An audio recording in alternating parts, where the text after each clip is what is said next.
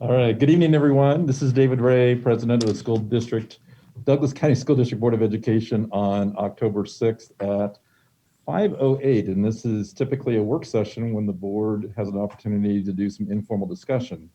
However, board directors, today we do have some issues to discuss in executive session, which is a closed session for the purpose of holding conference with legal counsel to receive legal advice on specific legal questions pursuant to CRS 246402-4B. During executive session, the board is not allowed to adopt any proposed policy, resolution, regulation, or take any formal action. I am noting that we have all directors present either in person or remotely. A 2/3 vote, affirmative vote, is what's required to move us into executive session. Directors, is there a motion for us to move into executive session? Elizabeth said that you're mute. I'm sorry? Elizabeth said that you're mute. I don't know what you're, I don't, Elizabeth just texted me They that didn't hear you're you. muted. They didn't hear you. they can't hear They me? cannot hear you. Elizabeth said you're mute. Yeah, they cannot hear you. So I did all of that Can you hear us for now? nothing. Director Ray, I've been hearing you. I think they just can't hear you. Hey, Elizabeth, do you hear? Okay, so everyone, so as long as Mr. Shalene can hear me, I think we're good. Is that correct? So I'm going to go ahead and move forward. Directors, is there a motion to move into executive session? Go into executive session. Graziano moves, Second. Director Holtzman seconds. Is there any further discussion? I will note that Kristen Edgar from Kaplan and Ernest will serve as our legal counsel during executive session today. So with that, we'll take a vote. Director Meek, Aye. Director Graziano, Aye. Director Long, Aye. Director Holtzman, Aye. Director Hanson, She can't hear you, so she can vote. I'll call her name. I'll catch them to do. and Director Chancho Shore. And Director Ray is also an aye. So that motion passes unanimously. We are now in executive session.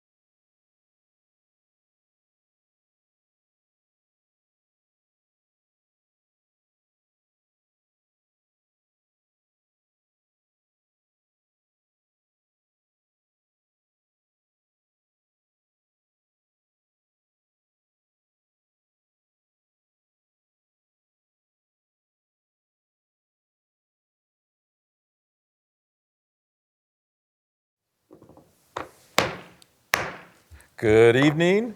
I'm calling to order the Douglas County School District Board of Education meeting for October 6th at 6:05.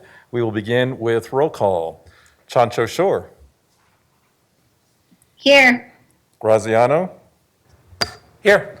Hanson, Here. Holtzman, Here. Lung, Here. Meek, Here. and Ray is here. Please join me as we recite the Pledge of Allegiance.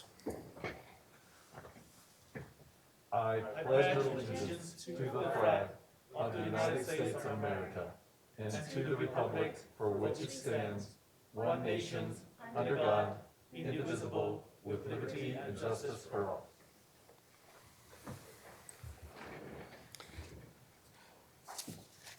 Next on our agenda is to do student and staff recommendations. I believe, Mr. Reynolds, you have the floor at this time. Mr. Reynolds? Good evening, everyone. I'm honored to lead tonight's staff and student recognitions for the Board of Education meeting. Tonight, we'll be honoring some very incredible staff members that we have, as well as volunteers. First, our recognition goes to honor two of our amazing nurses who recently passed a rigorous exam which designates them as nationally certified as school nurses, a tremendous honor. I wanted to check to see, do we have Meredith Becker and Lisa Fugit on? Lisa's here. And Meredith is here as well. Perfect, great. I would love to hear from each of you on what this accomplishment means to you. Meredith, would you like me to go first? Sure, you can go first. All right. For me, this was important as the team lead for the Castle Rock nurses to sort of set the standard for what I think all of the Douglas County school nurses should be, and we should all be certified nationally as school nurses. It just helps us to be that much better in what we are already doing, and certainly in a time of pandemic, it has helped me to focus a little bit better as to what I need to do. Perfect, thank you. Meredith, do you have a few words to say about what this means to you? Sure. For me, it was an opportunity to continue to grow in my career. Prior to being a nurse here in the district, I was in the emergency department primarily, where I also obtained the certification for emergency room nursing. And having a national certification requires a minimum number of continuing education hours, which also requires you to learn and go seek other opportunities, which is great. And I do look forward to sharing the knowledge that I've gained through this process with my coworkers and applying it to the students for their well-being. And I'm very proud of what I did. It was a lot of work, as Lisa knows. And I want to thank my peers and my coworkers for it, all the support they gave me while I was doing it. And I also want to thank you guys for acknowledging our hard work this evening. Well, the pleasure is all ours. Thank you very much for the work that you're doing. And I know this is a tremendous honor. I believe we have Lisa Cantor as well to say a few words. She's our Director of Health, Wellness, and Prevention. I believe she's also on the line to speak just about how much work it takes to actually pass the exam and what it means to her department. Is Lisa available?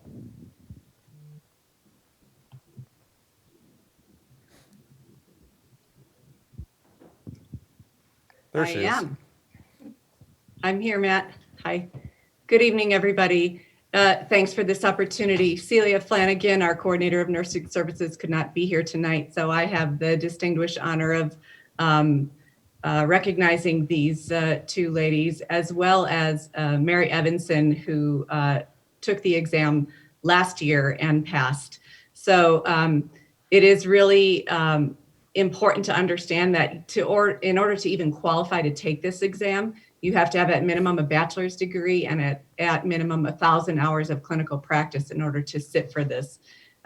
It has a pass rate of about 83%, and only 4,200 nurses in the entire country have this certification, 177 of which are in the entire state of Colorado. We have 14 of our staff members who have achieved this accomplishment, which is 31% of our DCSD school nurses. So their desire to achieve this level of clinical excellence in order to serve the students and staff of this district is really admirable, and I'm incredibly proud of the work they're doing and the level of service they provide to our students and staff. So thank you very much for taking this on, Meredith and Lisa. We're all really, really proud of you and Mary as well. And we appreciate the opportunity to recognize our staff tonight. Well, congratulations again on this tremendous honor. I know it's a little awkward to do this remotely, but I'd like to give you a round of applause.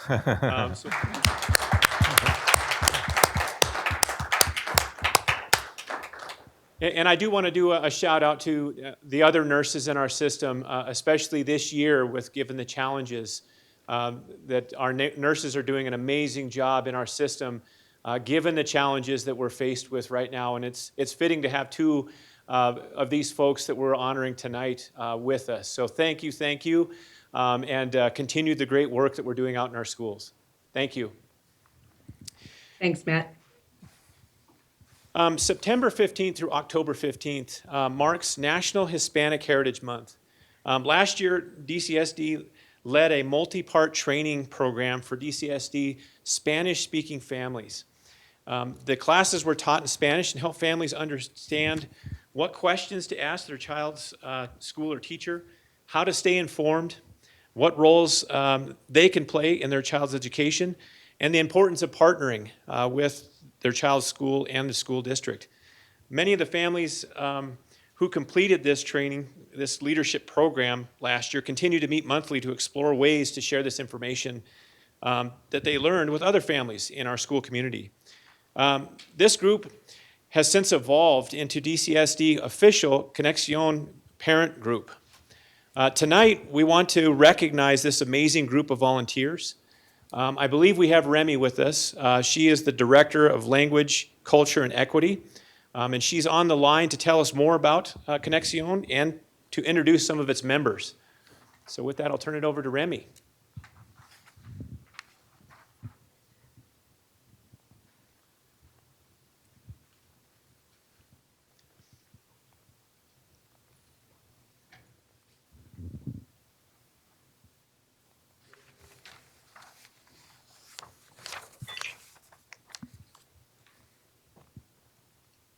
All right, thank you. I think I was reloaded there, so thank you. Can you hear me now? Yes. Absolutely. Thank you, Matt, for that introduction. I'm very excited to introduce to you Conexión, which is our English language development parent advocacy group. And so as we've shifted to language, culture, and equity as a team, I am thrilled to introduce Becky Kaur, who is our language, culture, and equity team lead. And she has the honor of overseeing the just movement of this group and making sure that everything is coordinated and that they have a voice. The Conexión voice is critical. Their insights are extremely valuable, and I appreciate all of the work they are doing to stay intact, particularly through COVID and through this remote setting. So Becky Kaur, are you on?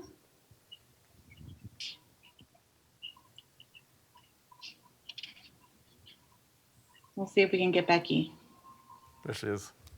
While she gets connected, I would like to thank our parents, Yelena and Alex Palacios, and Becky will elaborate on this just for a moment, but they are the authors of this year's Hispanic Heritage Month message, and I'm thrilled and appreciative. Their incredible letter is posted on our website, and so Becky, I'll let you take it from here. Thank you, Remy. Yes, thank you especially to Alex and Yelena for your work in crafting the district message in honor of National Hispanic Heritage Month. Connection and our multilingual families are truly a gift. Quiero dar especialmente gracias a Alex y Yelena por su trabajo en la elaboración del mensaje del distrito en honor al Mes Nacional a la Herencia Hispana. Conexión y nuestras familias multilingües son un verdadero regalo para nuestra comunidad.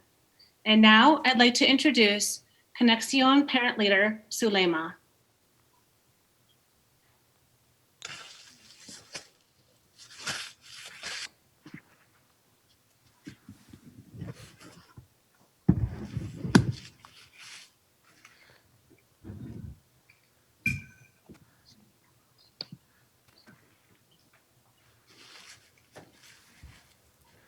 Oh, Sulema is getting connected. I can just mention that this parent group has started very organically after the parent workshops, and they decided, got together and decided what their mission and goals would be, and really they have been a great support for our families, especially during this unprecedented time. Thank you, Vicky. And it looks like Sulema is now unmuted, so I think we can transition right to her. Sorry, Becky. That's okay.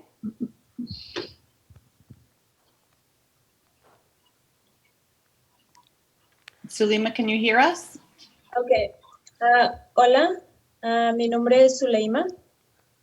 Tengo 2 hijas en la escuela Castle Row Elementary y pertenezco al grupo de conexión. El grupo de conexión se formó por la necesidad que hay en nuestra comunidad sobre la educación académica de nuestros hijos y los problemas que nuestros hijos enfrentan y nosotros como padres por no saber cómo ayudarlos y guiarlos para que sigan y se puedan graduar. El cómo poder ayudar a nuestros hijos en sus estudios para que juntos puedan alcanzar sus metas y sus sueños. Hi, and this is Alex, and I'm going to help with the translation from her. She said, hello, my name is Zuleima. I have 2 daughters in the Castle Rock Elementary School. I belong to the group Conexión, which is connection in English. The group Conexión was formed from the need that was found in the community regarding the academic success of our children. The idea is to help our kids with the problems they face and how we as parents can help them and guide them so that they can continue studying and they can graduate. This is about how we can help our kids in their studies so that together they can reach their goals and their dreams. Hi, I'm Jalina. Los invitamos a que nos sigan en Facebook. Búscanos como Conexión DCSD, Douglas County School District. Ahí encontrarán noticias y detalles de lo que estamos haciendo y ligas con información importante.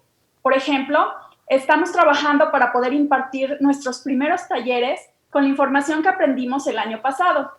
Los estaremos esperando para poder trabajar y crecer juntos.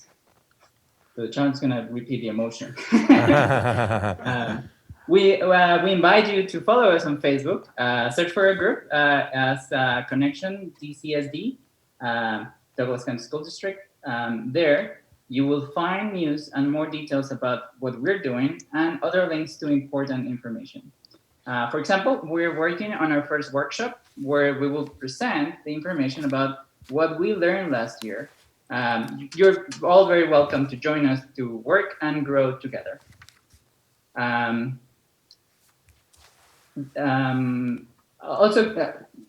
Perdón, yo también quiero mencionar otra actividad que estamos realizando, en la que estamos trabajando en conjunto con otras entidades del condado de Douglas, y es el programa Juntos, el cual está dirigido a las familias latinas con el objetivo de que los jóvenes que están en los grados avanzados de 8º a 12º grado puedan seguir avanzando en su formación académica. Este proyecto incluye talleres, programas de verano, sesiones de asesoría personalizada y clubes. Y también quiero mencionar otro proyecto que se llama La Liga, el cual se creó a iniciativa de la Iglesia Nueva Vida y el cual busca crear una comunidad bilingüe y que cuenta con el apoyo de la Iniciativa de Juventud del Condado de Douglas. Another activity that we're partnering with other groups in Douglas County is the program Juntos, which means together in Spanish. This program is a Latinx engagement program to empower the youth in grades 8 to 12 to pursue post-secondary education. This project has several components, like workshops and one-on-one success coaching sessions, as well as summer programs and clubs. And finally, we also want to mention the project called La Liga, which was created by the Nueva Vida Church, and whose goal is to build a community, and it is supported by the Douglas County Youth Initiative. So we're very excited to be participating and to be helping what we can and to make sure that other parents can succeed with their kids in their education. Thank you. Thank you, all of you in Conexión. We appreciate your contributions. And just to wrap that up, our hashtag is really looking at language is a gift and biliteracy is an asset. So we thank you for everything you've done for our students, and we look forward to your work. So thank you. Thank you. Thank you. Absolutely. Thank you, Remy. Thank you for all four of you for helping with this particular program. It's a wonderful way to highlight this special month, but also our broader parent and community engagement efforts. So thank you very much. With a round of applause, for that, please. Thank you. That concludes our recognitions for this evening. Congratulations on our amazing honorees. Thank you, Mr. Reynolds. And certainly couldn't echo enough your words regarding our school nurses. We love our school nurses. I actually loved a nurse so much, I married her 37 years ago. So I just want to acknowledge that as well. But also, what a great opportunity to learn more about our Conexión parent group too. So some great recognitions tonight. So thank you, Mr. Reynolds, for that. All right, board, the next thing on our agenda is to accept the agenda. Is there a motion? So moved. Motion made by Meek. Second. Seconded by Graziano. Let's vote. Chancho Shore. Graziano. Aye. Hanson. Aye. Holtzman. Aye. Lung. Aye. Meek. Aye. Ray, aye. That passes unanimously. Next on our agenda is student comment. And again, we like to set aside this time to hear from our students. We have Jenna Perazzi, who is one of the tripod leadership team for the student advisory group. And Jenna is here with us tonight to give us some updates about the work they're doing, as well as just for us to hear how our students are doing. So Jenna, welcome. We see you, and please go ahead. All right. Well, thank you guys so much for having me tonight. It is an honor. So as Director Ray said, my name is Jenna Perazzi. I am a senior at Rock Canyon, and then I'm one of 3 presidents of the student advisory group. So our last meeting was September 28th and the 30th. And we started off our meeting with Board of Education updates, courtesy of Director Ray and Director Lung. And the one question that we really got from the students was, how does quarantining work in our schools, because some of our high schools are currently shut down, and then how is that decision made? So it was really nice to hear from them, and I think a lot of the students really took a lot away from the fact that the district knows what's happening and they have specific procedures in place for schools. So then from there, we talked to Ms. Clemish, and she is from legal, and she spoke to us about the educational policies that are currently being updated and then the legal processes that go along with doing that. And so part of Student Advisory Group is reviewing policy and giving our input on that. So we really hope to be seeing Ms. Clemish in the future, and we really hope to give her some more good feedback and really start to learn about what these policies mean for us and how we can help. So from there, we moved on to the memo from the Long Range Planning Committee and the Mill Bond Oversight Committee. So from there, our members of SAG took a survey to provide both of these groups with information about the student representatives moving forward. And they're still processing that information right now, and hopefully that'll give both of those groups a little bit more insight into how the student representatives we believe should work. So in every meeting, we are trying to incorporate some time to discuss aspects of COVID. And in our meeting on the 30th and the 28th, we decided to focus on mental health. So that conversation was headed by Mr. Montoya de Schmidt. He's one of our liaisons. And he shared 2 possible proposals with us, which I'm going to share with you guys, about providing mental health support for our students. So our first proposal was that DCSD would have a district-wide monthly focus for in-person and online learners. And this would be related to an aspect of support for SEL wellness and or mental health. A component of this monthly focus would be recommended activities and resources. And the second proposal that we had was that DCSD would have a digital packet, per se, of SEL wellness and mental health activities and resources that would be sent out to the families and students who ended up at home due to a quarantine event within their building. So among the various comments that we got, students overall wanted a little bit more specifics on what this would look like in practice in order to give some higher quality feedback and to really understand how this could look going forward. And then some students also had concerns about, in their opinion, the root cause of some of these mental health issues, which was said to be an overload of schoolwork in this new hybrid system and just the changing dynamics with that. And then from there, we segued into our subgroups. And then these are just small groups that tackle issues that students have seen or things that students would like to learn more about within the district and would ultimately like to try to solve. So this year, our 6 subgroups are mental health, eco-friendly, real-world classes, school safety, diversity and equity, and then district finances. So the leadership and I have really strongly agreed that we should have proposals this May from each of these subgroups. So we're going to be putting some more processes in place so that we can hopefully get these students to really share their thoughts and see some actionable change in the district. And then from there, at the beginning of the year, the board charged us with certain initiatives. And I just wanted to give you a quick update on kind of how those are going and what we're thinking about doing in the future. So you guys asked us to build on and identify new student improvement topics, and we're doing that through our subgroups. And now that each of the students have been assigned to a subgroup, they are going to be able to really delve into these issues and try to bring out some actionable change. And then the student complaint and appeals process, that's in the works. We haven't had time with the last couple meetings to implement this, but going forward, we are going to be trying to get some more input from our student advisory group and see what that's going to look like for the rest of the year. And then you guys asked us to broaden communication strategies and student input opportunities. And we are doing this through our website. And that is currently up right now. It's the Student Advisory Group website, which is a page under the Board of Education website. And we have information about our meetings and basic information about Student Advisory Group. And then we're going to be adding to and building more as the year goes on. And then finally, it's the policy review.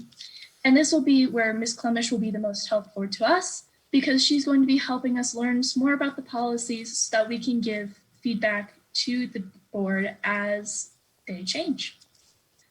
And that is all I have for right now, but thank you guys.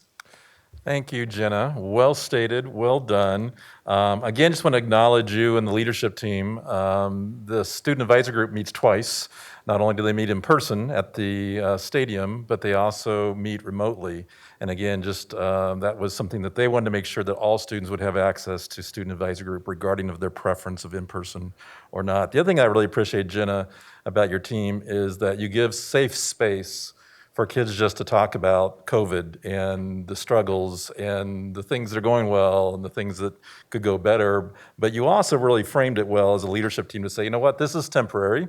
So we're not going to spend all our time troubleshooting or talking about COVID because we want these other things that you listed to be our priorities because they'll have a long-lasting effect on our system. So just want to, again, just send my affirmations to you, your leadership team, and Student Advisory Group for how you guys are moving forward. So thank you, Jenna, for joining us tonight. Board directors, any questions for Jenna in terms of what she just shared tonight? Anything that you're wondering about? So it looks like you gave a perfect presentation, Jenna, because there are no questions. But again, I would just say, as Director Graziano says, ever onward, because you guys are doing some great things, and it's such a joy. I know Director Lung and I both, that's our highlight of our month, is to hang out with you guys. So very much appreciate all the work that you guys are doing. So thank you again. President Ray, if I may. Director Lung, sure. I just want to commend, what a wonderful job 3 of you does this year. I have never seen, in the first meeting, we have 75 students in person attend the meeting. And then first time ever, you consider people that cannot attend and have a virtual meeting, which have another 30 people attend. So you guys are so considerate, include everybody. And we have over 100 students that are attending our meeting. That is unprecedented. And I just want to say how much I appreciate the hard work three of you did so far. Thank you. Very good. Thank you, Director Long. Again, Jenna, thank you. Have a good rest of your evening. Thanks so much for joining us tonight. Directors, next on our agenda is public comment. The board values hearing diverse viewpoints from a broad spectrum of citizens throughout our community, specifically items listed on tonight's agenda and on issues that impact our educational needs of our students. 2 policies guide public comment to the board: board policy KE, public complaints, and board policy BEDH, public participation at board meetings. Policy BEDH also explains that since the board's responsibility is setting policy for the school district, members of the public should direct their comments to policy matters, and notes further that citizens are strongly encouraged to contact the teacher, building principal, or superintendent first with questions or concerns.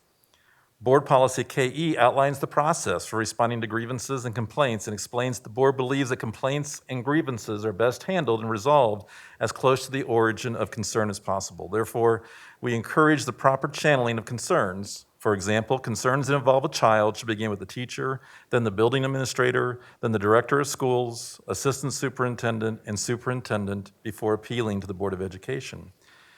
Given that we are in a remote format for this meeting, there are additional directions I would like to provide. First of all, as has always been our practice, those wanting to make public comment are requested to complete an online form prior to 3 o'clock of our meeting. Those who were signed up for this time received an email with directions for calling in. Once called in, your phone will be muted until your name is called. You will be able to listen to the meeting by your phone, but not to speak. Please make sure that you are not running the meeting on a computer in the background and that you are in a quiet environment. Once I call your name, please state your name and ask if you can be heard. I will respond for you to continue. I would also remind commenters that we want to continue to maintain a decorum of mutual respect and would ask that speakers refrain from using individual names in an offensive manner, as this only distracts from the area of concern. It is also important to note that the board follows Robert's Rules of Orders to guide its participation in an orderly and fairly conducted meeting. Under those rules, if a director calls for a point of order, all discussions and comments should stop so that a determination can be made as to whether a procedural rule or board policy has been violated. Therefore, if a point of order is made while public comments are made, or if I interrupt, the speaker should pause until otherwise directed to continue.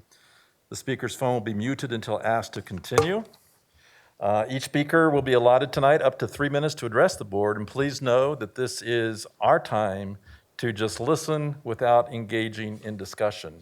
I think also the directions that I might want to add on this, I believe it's star 7, Mrs. Marish, that we want to make sure people, star 6, pardon me. So if you're on a phone, star 6 is the 2 number or the things you want to push to unmute your phone. I will call off the first 3 names, and I know our IT department is working also to help make sure we have you lined up to speak. The 3 names that will speak are Jennifer Iverson, Mark Quam, and Suzanne Weller. We'll begin with Jennifer Iverson. Jennifer, are you there? Hi, this is Jennifer. Can you hear me? Yes, Mrs. Iverson, please go ahead. Great, thank you. I am reaching out this evening because I believe we are a community rich in intelligence and empathetic souls. I'd love to see how creative we can be and collaborate to solve this inequity. I am a member of the Highlands Ranch High School SAC, and during our last meeting, it was brought to our attention that between Crest Hill Middle School and Highlands Ranch High School, there are about a dozen students who have not had the opportunity to attend their neighborhood school yet.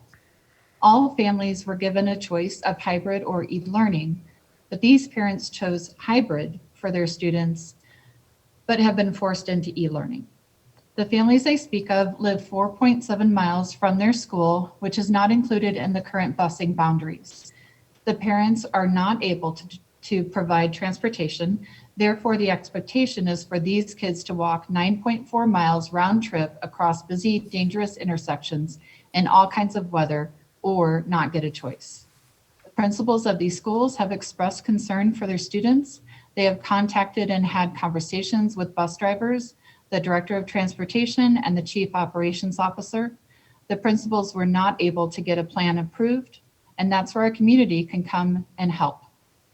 when our DCSD transportation department had to deal with the extenuating circumstances of major budget cuts and COVID revisions to our BOE policies needed to be made. Changing the boundaries for busing were a nuisance to a lot, but a hardship to some. Douglas County is the 6th wealthiest county in these United States.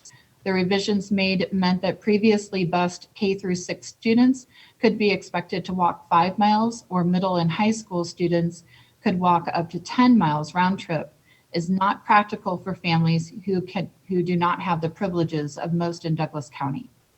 I have contacted Ms. Gratino, Director of Transportation, and Mr. Cosgrove, the Chief Operations Officer. Each of them were polite and informed me of the real constraints and their perspectives of the situations. These conversations led me to believe that these students, and most likely many others, are not going to be accommodated. I investigated the BOE policies surrounding transportation. I found that just a few weeks ago, on August 13th, a revision was made. It clearly states, in some instances, a student may be transported even though he or she does not qualify under the terms of this policy, if, as determined by the superintendent or designee, extreme hardship or dangerous conditions justify such an exception. I was so relieved to find that our board understands there are families not able to provide transportation because of hardships and/or dangerous conditions their children may encounter on their walk to school. What solutions can we come up with? These children need us. Can CARES Act monies be used for such a purpose? Could the Foundation for Douglas County Schools step in to help with funding? How else can our Douglas County community unite to help? I would love to continue this conversation with any parties willing to contribute. Thank you. Thank you, Mrs. Iverson. Mark Quam is next. After Mark Quam is Suzanne Weller, and then Brady Lazar. Mark Quam, are you there? I am. Can you hear me? Yes, Mr. Quam, please go ahead. Thank you, and thanks for this opportunity to speak. I don't know if my camera's on. My comments are in regards to finalizing the decision to go back to full-time school for the elementary schools. And my comments are really about making this decision, and it really all comes down to risk in my mind. And if we're increasing risk or are we decreasing risk, both increasing health risk and, more importantly, increasing the risk of disruption to our kids' education. It's obviously been tough since March, but it's still tough now. And the decision to go back to full-time school for the elementary school comes with some decisions. And the question is really whether does it add risk to our kids' education or decrease risk? And some of those are the following. One, going back to full-time learning. It sounds like a lot of the classes right now in cohorts are sub 15 students, which is manageable. If we go back to full-time learning or full-time school, a lot of those classes will be north of 30 kids per classroom, which is tough to manage. It also, going from 15 to 30 kids in a classroom doubles or expounds the potential risk of exposure to COVID. So there's one risk that is increasing. The other risk, and these next two come down to timing as far as going back to full-time learning right after fall break. I believe that is a major risk, that putting the kids all back in school in large classes after families all over the county have been to numerous places around the country and potentially around the world, not knowing where they've gone or who they're exposed to. It just seems like an ill-timed decision to put them back in full classes right after fall break. The next is also timing, going back to full-time school right in the heat of flu season. Adding COVID with flu, more kids is, I believe, an increased risk. Other risks to their education, and really not wanting this to be a lost generation of kids this school season. It's tough right now. It's tough enough running an elementary school as a teacher or as a principal without the help of enough subs, which we don't have, or enough parents assisting or PTOs that are able to enter the school and assist. So going back right now is tough. The lack of one-on-one learning when you go from a 15 sub 15 person cohort to over 30. I just think a lot of the kids that need one-on-one support aren't going to get it. And really, is it ill-timed to go back to full-time learning when we're really trying to eliminate disruption? Going back to hybrid has been tough, but I think people are getting used to it. And switching to full-time learning is another disruption with the potential risks, the health risks of then having to quarantine classes, send kids home to virtual learning, go back to hybrid, switch. That all that is disruption in the kids' learning. So I think that's hard. So really it comes down to, with all of these potential risks and the timing, we've only got 8 to 9 weeks of school after fall break. And with hybrid working, trying to eliminate disruption in the learning is in my eyes key. So I'm wondering, if we're trying to eliminate risk, both health and education wise, why would we go back to full-time learning at this particular time? Is the question I would pose to the board. Very good. Thank you, Mr. Kwam. Thank you. Suzanne Weller, Brady Lazar, and Nicholas French. Suzanne Weller, are you there? I am. This is Suzanne. Can you hear me? Yes, Ms. Weller, go ahead, please. Thank you. Hello. My question is posed to any of the board members related to the elementary schools' return to in-person learning. You state on your Road to Return dashboard that the rating must represent a sustained change to consider a change in DCSD's current attendance model. When the data was presented to the board on September 15th, the rating was an 11 without full results in, noting that the Labor Day numbers had not yet been reported, and it's worth noting that this has not been updated.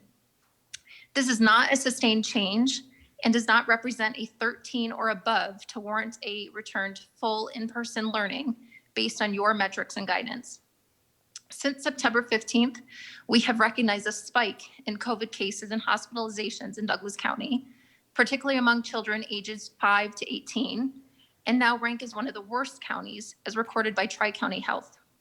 To be more specific, using your Road to Return dashboard, our percent change in hospitalizations of persons with COVID is 150% compared to negative 14.7% in Adams County or negative 3.7% in Arapahoe County. And this is based on your October 2nd data. And our 2-week incident rate per 100,000 people ages 5 through 18, so elementary students, has grown 214% compared to 64% in Arapahoe County and 109% in Adams County. Again, these are elementary students in just the last 2 weeks alone when they've been in the hybrid model.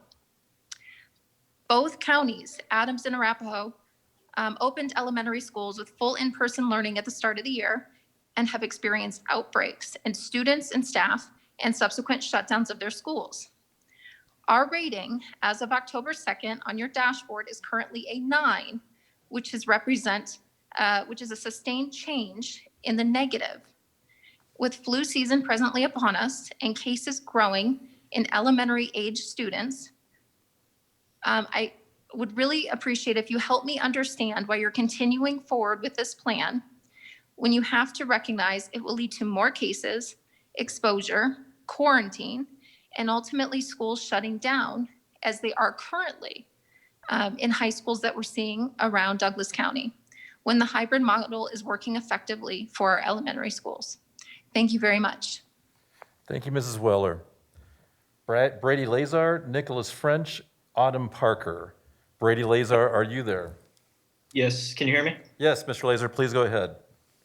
Thank you for the opportunity to speak to the board this evening. My name is Brady Lazar. I am a sophomore in Douglas County High School, and I am an honors student, and I've been accepted into the IB Diploma program since graduating 8th grade from American Academy.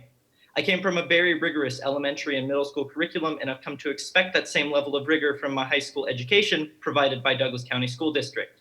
I currently have a GPA of 3.8. I won the Outstanding Achievement Award in STEM, an award given to only 2 students out of all 3 American Academy campuses. And I am proud to be one of the select few underclassmen who earned a lead technician role in the Douglas County Theater Department. As a freshman, I also earned a spot to compete at the FBLA state competition in Denver. I am also a second-degree black belt in Taekwondo as well as a junior instructor. I'm not telling you all this about me to brag, but I want you to know that I am a dedicated student who loves to participate in non-sport extracurricular activities. In short, I enjoy all parts of the high school experience. I'm on this call with you tonight because my parents were concerned about me after going long periods without interacting with my peers. My school counselor also contacted me based on my negative response to a student survey on Zoom learning. In addition to my mental state, I would like to raise the following concerns about my experience with the hybrid model. Students do not get enough interaction with the teachers. Zoom lessons are shortened and the format does not allow for interactivity in the classroom. Less material is being covered in class as the same lesson has to be taught to both cohorts, thereby reducing the amount of material to be covered. Online days are not used as learning days as they are just used to complete homework. Fridays only provide for 25 minutes to talk to teachers versus a full class period, so we're losing interaction time and material coverage. And there's not enough time to ask questions on the Zoom classes because teachers barely have enough time to cover the material they're required to. The Zoom format has been incredibly difficult to capture and understand the material for me and my friends, as well as my extracurriculars have been limited or moved to an online format, which is not conducive to the experience we should be having in these activities. These issues have caused my grades to be the lowest they have ever been throughout elementary, middle, and high school. With that, I'm concerned about losing my position in the IB program, which could impact my choice of college and long-term career opportunities. Additionally, I miss our in-person non-sport extracurricular activities. Please consider returning to number 1, full-time 5 per day in-person learning for students who choose to participate. At-risk students and those who choose otherwise can continue full-time online. And number 2, unaffected in-person extracurricular activities beyond sports. We now know a positive COVID test is not a death sentence. My parents in Lakewood, both with diabetes and cancer, tested positive for COVID and are asymptomatic other than being tired. Please reconsider your stance with more recent information and look at the data on how low the hospitalization and death numbers are in Douglas County. Realize that your current teaching solution is hurting more people than the virus. I appreciate your time and expect the Douglas County School District Board of Education to always do what is best for their students. Thank you. Thank you, Mr. Lazar. Nicholas French, Autumn Parker, and Brianna Scoggins. Nicholas French, are you there? Yeah, hi, this is Nick. Can you hear me? Yes, Mr. French, please go ahead. Hi, thank you for your time this evening. I would like to echo the concerns from Ms. Weller and Mr. Quam brought up earlier in relation to the COVID road to return for elementary school students. Your most recent update on 9/28 made the decision for us to go back full time. However, from 9/18, 9/25, and 10/2 scores, we've gone from 15, 12 to 9 respectively. Following the rubric of the road of return, it seems to me that this is a declining scale. Therefore, we should still be within the hybrid model according to the rubric that the board has adopted. I would also like to point out similar data that Ms. Weller brought up, with a trend in 5 to 18-year-olds being up 214% in Douglas County alone. In addition, there are 145 students reported with COVID and 54 in the elementary branch alone, 54 employees in the elementary branch alone reporting with COVID. This is a concern considering that you're bringing back children full-time while we are increasing in case counts, increasing in hospitalizations throughout the county. As you've seen, you've already taken 3 high schools and put them into 100% remote learning. Also, the timing is not well advised. As Mr. Quam brought up, this is post-fall break, where there's large interactions with larger pools of people than normally has been occurring. Yet, we are still seeing declining scores. In addition, many of our students have peers, brothers, sisters, cousins, who are in the middle school and high schools, and therefore exposed to more possibilities for contracting COVID. In addition, the the principal at our school has sent out a request asking for parents to reconsider taking the bus. However, there has not been an amendment to the 5-mile radius or any flexible accommodation to help ease the traffic concerns around the elementary school. It seems there needs to be more planning around this.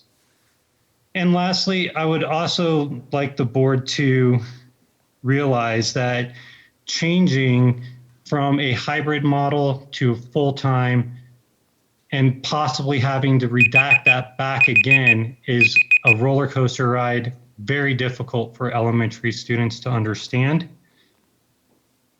And I would like the board to explain the rationale for not following the rubric that they adopted, more so when we are seeing declining scores and an increase in COVID infections. Very good. Thank you for your time tonight. Very good. Thank you, Mr. French. Autumn Parker, Brianna Scoggins, and Joshua Barnes. Autumn, are you there?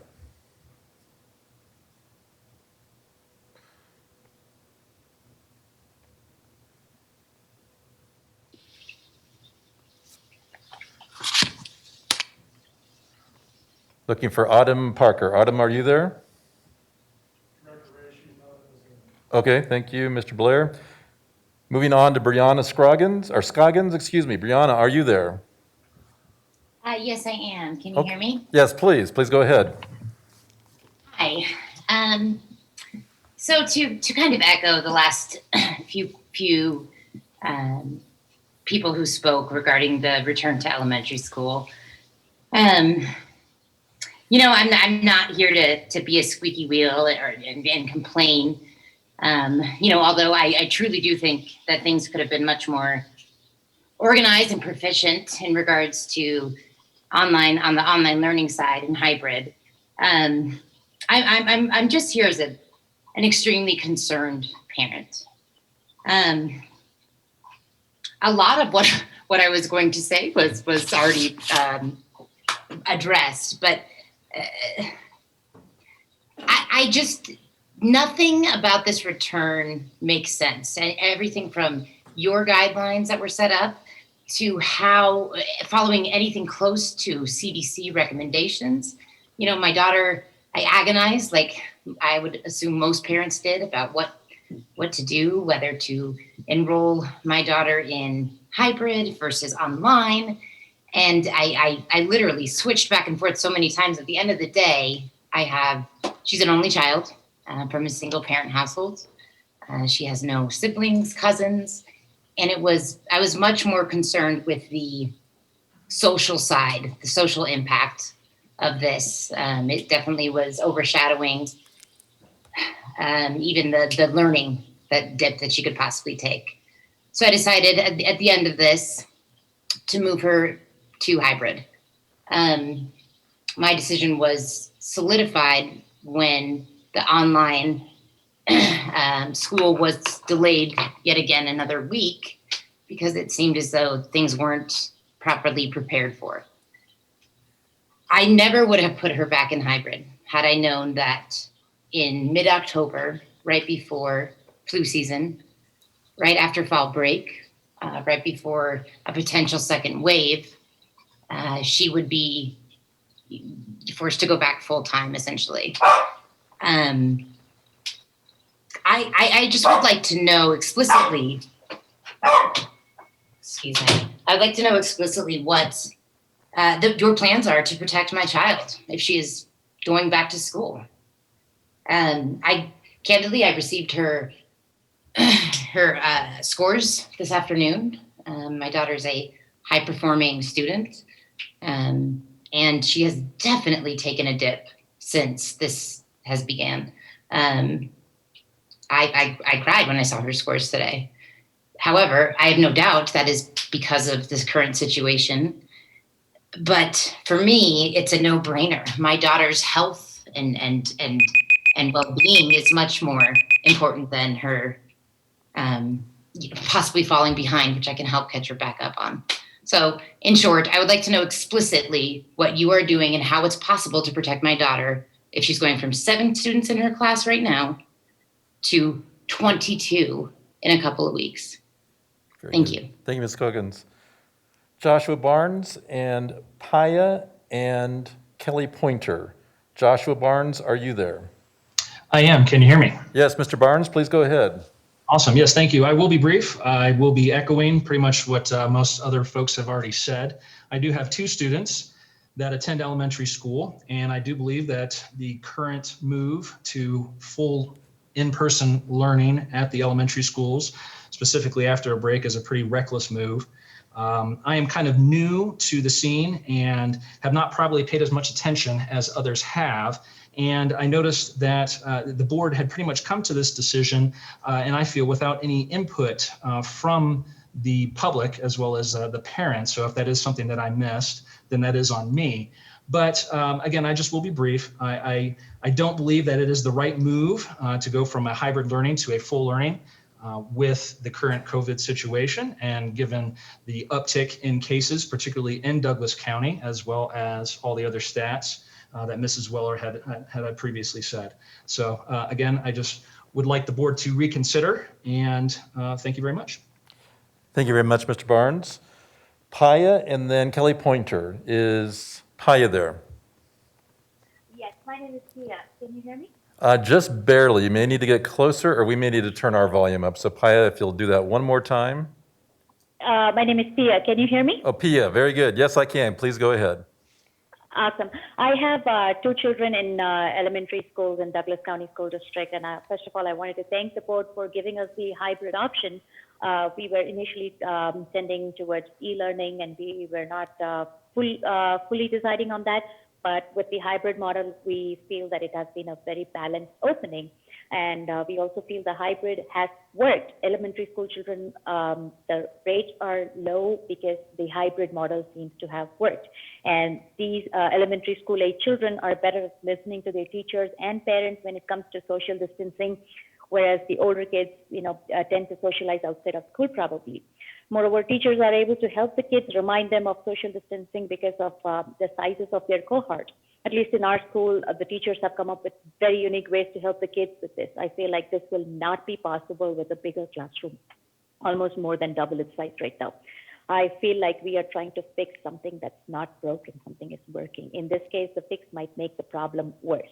Last spring, we came to a complete stop and we started idling. And this fall, we've had a good balanced start with the hybrid. Now we need to throttle a little more in the second gear before we switch gears, and opening all 5 days seems like skipping gears and switching to 5th gear straight away. And this is not going to be good for the machine overall. Also, the timing seems to be really wrong. With fall break upon us, people are going to be traveling, they're going to be socializing, and they are going to get exposed. Coming back full time right after fall break seems like the making of a perfect storm, with also the flu season upon us. This will, I feel, eventually lead to quarantining and forced virtual learning for elementary schools as well. This will actually be disruptive for their education and confusing for the smaller children. Whereas with the hybrid model, the teachers and the schools will be able to manage the smaller cohorts very well. I am not suggesting a solution here. I cannot even begin to think of a solution. We had initially decided on e-learning when DCSE came with a very brilliant balanced solution of hybrid, which has worked very well for us as well as many other parents I know. I'm sure the same brains will come up with an equally balanced solution for easing into full time, just not right now, but eventually. Thank you. Thank you, Pia. Before Kelly Pointer, did Autumn Barker come back on, Mr. Blair, or? Nope, okay. Very good, okay. Kelly Pointer, are you there? Yes, I'm here. All right, Kelly, please go ahead. Thank you. Good evening. My name is Kelly Pointer, and I would like to say thank you. Thank you to all of our teachers. I recognize that you are doing double the work right now. Thank you to our principals, assistant principals, and other administrators. Thank you to our bus drivers. Thank you to our school board. Thank you to our counselors. Thank you to our interim superintendent. Thank you to all of the folks working at the Wilcox building. Thank you to our building engineers. Thank you to each of our schools' kitchen staff. Thank you to our nurses. Thank you to each of our school's office staff. Thank you to our base employees. Thank you to all of our staff who provide special services to all of our students. Thank you to Tri-County Health. Thank you to our resource officers and security departments. Thank you to all other DCSD staff who I have not already mentioned. DCSD employs around 8,300 people, with approximately 4,500 of those being licensed educators. It takes a lot of people to educate 66,000 students. Their jobs are really challenging right now, and I don't think that we say thank you often enough. I fully recognize that students, I have 2 high school sons, parents, and others are also struggling and working really hard right now under our current circumstances. However, that isn't the purpose of my public comment tonight. Tonight, I would like to shine a spotlight on all of our school district's employees and volunteers who are working their magic for our kids. At the beginning of the school year, which was only 6 weeks ago, I saw a picture that reads, "The 3 most important school supplies for this year are patience, flexibility, and grace." Thank you, and have a good evening. Thank you, Mrs. Pointer. Appreciate those kind words. This brings a close to our public comment. I will say to all our public commenters that certainly your thoughts and comments will be taken under consideration in our agenda tonight, as the majority of our agenda tonight will be focused on the notion around 100% in-person learning. Also want to comment on the commenter who is concerned about transportation. I'm wondering, Mr. Cosgrove, if we might just get some information to her regarding how we go about making that exception for a transportation hardship. If we could just clarify, I think that's the question that she wanted to have answered. So if someone could reach out to her, that would be great. All right, board, so at this point, we will move on then to our consent agenda, which consists of 3 items, including the Mill Bond Oversight Ad Hoc Committee membership recommendation, personnel changes, and our Career Tech Ed Bond resource and vendor approval for the Z Space. Is there a motion to accept our consent agenda? So moved. Second. Moved by Holtzman, seconded by Graziano. Let's vote. Chancho Shore.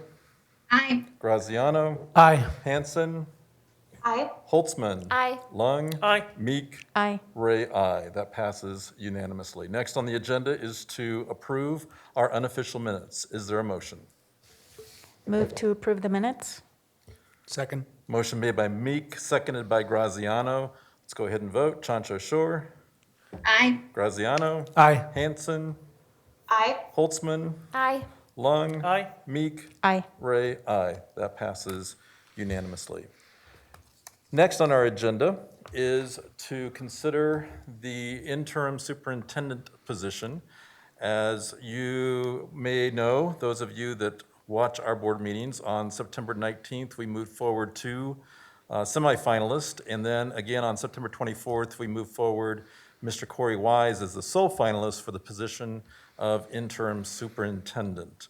This agenda item does 2 things. One is it actually approves his assignment as the interim superintendent at the conclusion of the 14-day waiting period, and it also approves the contract for which we are offering him and that you are authorizing me to activate at the appropriate time. So first of all, I will call for any questions, board directors. If you have any questions regarding Mr. Corey Wise as being our sole finalist and as being recommended to fill this position, and or if there's any questions about the contract you would like to raise at this time. Director Lung? First of all, I apologize. I was not able to attend that meeting because I have a commemoration service for my mother-in-law, which was long planned. And I want to congratulate Mr. Wise of being named as a sole finalist on that meeting.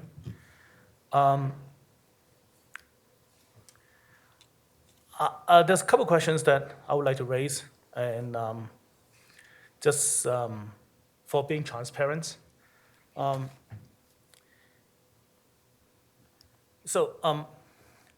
There's a concern, and I also appreciate Mr. Rice during in the last interview, he expressed that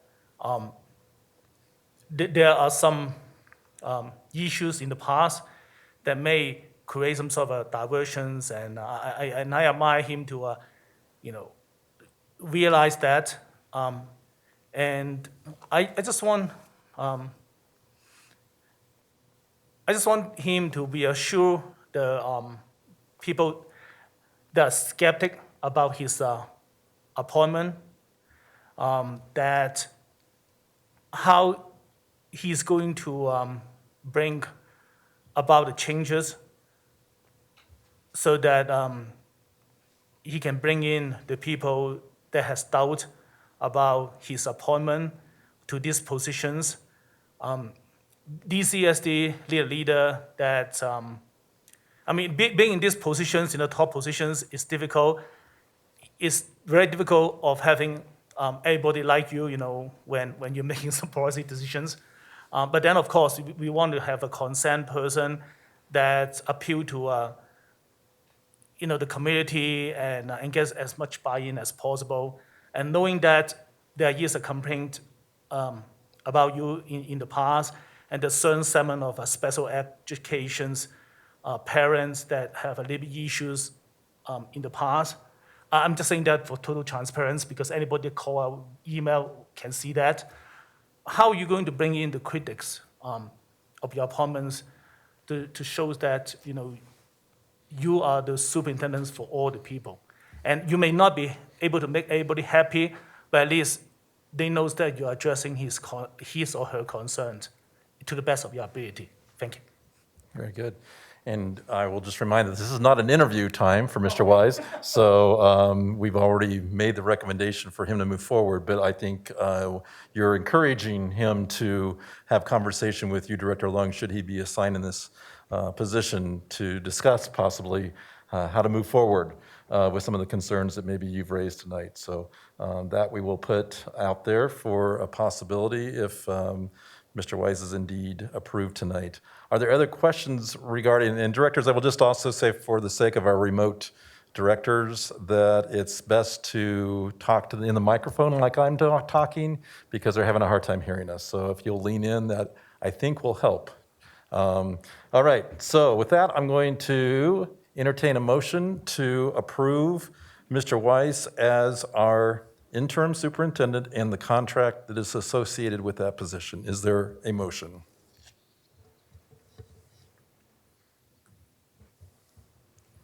I Move make to that approve. motion. Okay, second. Thank you. All right, motion made by Graziano, seconded by Director Holtzman. Any further discussion before we vote? All right, seeing none, let's vote. Chansha Shore. Oh, sorry. Director Lung. Again, I appreciate the transparency of posing the contract yesterday, and my personal preference is related to item number 11 in the contract. And I admire Mr. Rice has been in the district for a long time, has been a loyal employee of the district, and he stepped forward to become an interim, and in this difficult time of the district, because we just have a superintendent that's gone. But I just want to see whether there's a possibility, because the language in number 11 of return to prior positions after contract terms, that maybe give, just want to clarify that, that doesn't give people a wrong impressions that if, when we open for permanent positions and if he does not job, we guarantee him back to become a director of school, which there may be confusions out there that is this the right approach that we should guarantee a job for him after this year or back to school district, which I know that he has been a very loyal employee, and having him to step forward is a huge thing. But I also want to make sure that we explain to the public, why we are doing that, so they knows that we are not making any favoritism to anybody. So, Director Lung, you're not making a recommendation to modify a contract that's been negotiated. You're simply wanting the public to understand that in this contract that we have a clause that secures Mr. Weiss's opportunity to return to his EDOS position should he not be moved forward as the permanent superintendent. Correct. All right, very good. That's been said. We had a motion and a second. I just also want to pause a little bit and just acknowledge that when Mr. Weiss was pushed forward as a sole finalist, we probably had a record-breaking social media day on our Douglas County website with positive accolades after positive accolades. And I believe that's really reflective of Mr. Weiss's history with us, of being a 25-year employee, but I also believe it came from the heart of many people that know him well, know that he lives and breathes Douglas County. His family lives in Douglas County. His daughters go through our schools. And so I do just want to acknowledge that although Director Lung may have communicated some concerns out there, I would say overwhelmingly we received feedback that Mr. Weiss is indeed not only a competent leader, but also someone that people supported with great celebration. So I would just put that out there as part of the discussion. Board directors, anything else before we vote? Director Meek? Yeah, I concur. I received overwhelming support for Mr. Weiss, and I'm so thrilled and feel very confident in his leadership moving forward. And I'm very appreciative of you stepping up and taking that role. All right, directors, any other comments before we vote? All right. We'll vote. Chancha Shore? Abstain. You need to give a reason for abstaining, but I will give you a chance to pass for now, and then I'll come back to you. Graziano? My sleeves are rolled up, like I expect you to do the same, Corey, so yes, aye. All right. Hanson? Absolutely, aye. Holtzman? Aye, and thank you for your willingness to join us and continue joining us. Thank you. Lung? According to board file BEDF, a director can abstain if for good cause or in the case of conflicts of interest. I was not in there in the last meeting when he was appointed, and knowing that, and you're absolutely right that I get overwhelmingly email that pays this appointment, but I also want to acknowledge that there is a segment of populations that have concern and doubt. But I also do not want to vote against him because I don't want to send a wrong message that I want to support, have a good initiative and have him have a good beginning. So I think there's a good cause for me to abstain. Therefore, I will abstain. So, Director Lung, if I'm understanding, your reason for abstaining is because you weren't present at the last meeting. Is that your cause? That's correct, and also don't want to send a wrong message either way, for my vote. I think that, yeah. I mean, abstaining because you're afraid to send a wrong message would not be a good cause, but abstaining because you were not present at a meeting I could accept as a good cause. Okay, so I thank just you. want to Yes, differentiate. yes. Okay, very good. All right, and let's see, Director Meek? Aye. And Director Ray is a definite aye. And Director Chancha Shore, you kind of heard the discussion around abstaining and needing to provide good cause for that. So I'll go back to you. I appreciate so much that you stepped up to the position. I'm uncertain as to my support, I want to abstain. So again, I don't know that that's good cause to question about your support. I guess because as directors, we need to vote. And sometimes we don't always support the motion that's moving forward, and that would be a no. So I guess I'm questioning the abstention based on not sure if you can support. So I'm going to let you think about that a little bit further.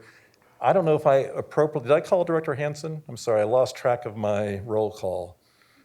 I did call Director Hansen? Yes, you So did. everybody- President, if I may, Director Chandra Shaw is also not present in the last meeting. So I think if you excuse me for that, you should excuse her for the same reason. Well, Director Chanchashore didn't give that reason, so that's why I'm questioning the reason that she's giving. So Director Chanchashore, I'm back to you. Well, Director Ray, if you need that reason, then I will give that reason. I don't need to give the reason. I just simply need you to explain why you're abstaining from your right to vote. So, Director Ray, I was not present for the vote. all right. So with that, the motion passes with 5 directors and 2 abstentions. Mr. Wise, I think it's congratulations. And there's no turning back now. So we're looking forward now to officially referring to you as Interim Superintendent Weiss. Looking forward to, as Director Graziano displayed, rolling up our sleeves and working together. So congratulations. All right, next. President Ray. Yeah. President Ray? I'm sorry, Director Hansen? Thank you. I do not have the option to, in Zoom today, to let somebody know or have a question, but we cannot see the boardroom. The video is turned off, and it is really hard to follow the conversation and actively participate when we are just, Director Shore and I are just looking at each other. So if we could get the boardroom back up on our Zoom screen, that would be so incredibly helpful. Thank you, Director Hansen, for that request, and we're going to work on that as we speak. So, Thank you. I'm sorry, what's that? Mr. Shalin is working on it. Hopefully, you'll see our lovely faces once again here soon. So, thank you for interrupting that. That was very appropriate. All right. Next on our agenda is a follow-up from our last board meeting, in which we targeted October 19th for returning our elementary students back to school 100% fully in person. The request at that time was for staff to do what we call some feasibility study, some feasibility feedback to provide to us in terms of wanting to hear from our staff, wanting to hear from our building leaders, wanting to hear from our other staff in terms of logistics of that expectation. So tonight, Mr. Wise and Mr. Reynolds and Mr. Knight will be presenting to us tonight some feedback regarding that request, as well as helping us understand how to move forward. So I'm not sure which one is leading off the presentation, but Mr. Reynolds, it looks like.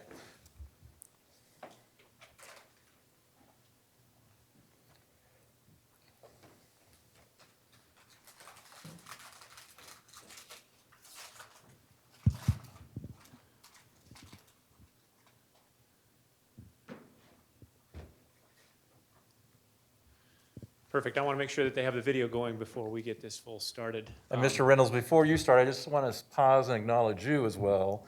As many people know, Mr. Reynolds also stepped in as co-acting superintendent during our time for these last several weeks and really has done an incredible job of not only your own responsibilities as our assessment and officer, but also stepping into a role of additional responsibilities. So I also want to just acknowledge you and thank you for stepping into that role as well. And so we're going to give you applause as well. It has certainly been my pleasure. It's, in interesting times, in transitions, you have to step forward and do what you're called to do. It's been my pleasure. So thank you very much for that acknowledgement. And I look forward to, as Director Graziano stated, to roll up our sleeves and continue to work. So with that, I'm going to get started. If you recall back at the last meeting, we do a continual update of really our return to work here, or road to return. This is a recurring update, specifically labeled under superintendent's updates. So I do want to get started, and as the data person, they're allowing me to start with data. Surprise, surprise. I do want to talk a little bit about the road return dashboard, the data that's involved there. This is certainly a data set that we've been looking at for several months. And as our speakers talked about today, this is now a public-facing snapshot that we provide. We do that each Friday, where we go through and we look at the metrics, and we assign a score based on the framework that we have. That's not the end of our monitoring. We look at it each day. I find myself looking more at health data now than I ever have in my entire career. So we do monitor this data daily. In addition to the data that's involved in our framework, in our dashboard, we also look at the overall data for Tri-County Health, and we also look at the state's data for CDPHE as well. So with that, I'm going to get started. You've all seen this data set before. This is the framework that we have that's labeled with letters A, B, C, D, and E. This is our current score as of yesterday. I wanted to provide the most current score, even though we do it each Friday. I pull data as soon as I can get it and upload it as part of the board packet. Yesterday is when we wanted to have the packet available to you, so I pulled that data as well. There's two pieces to this data set that we're obviously monitoring very closely. That's A, D, and E.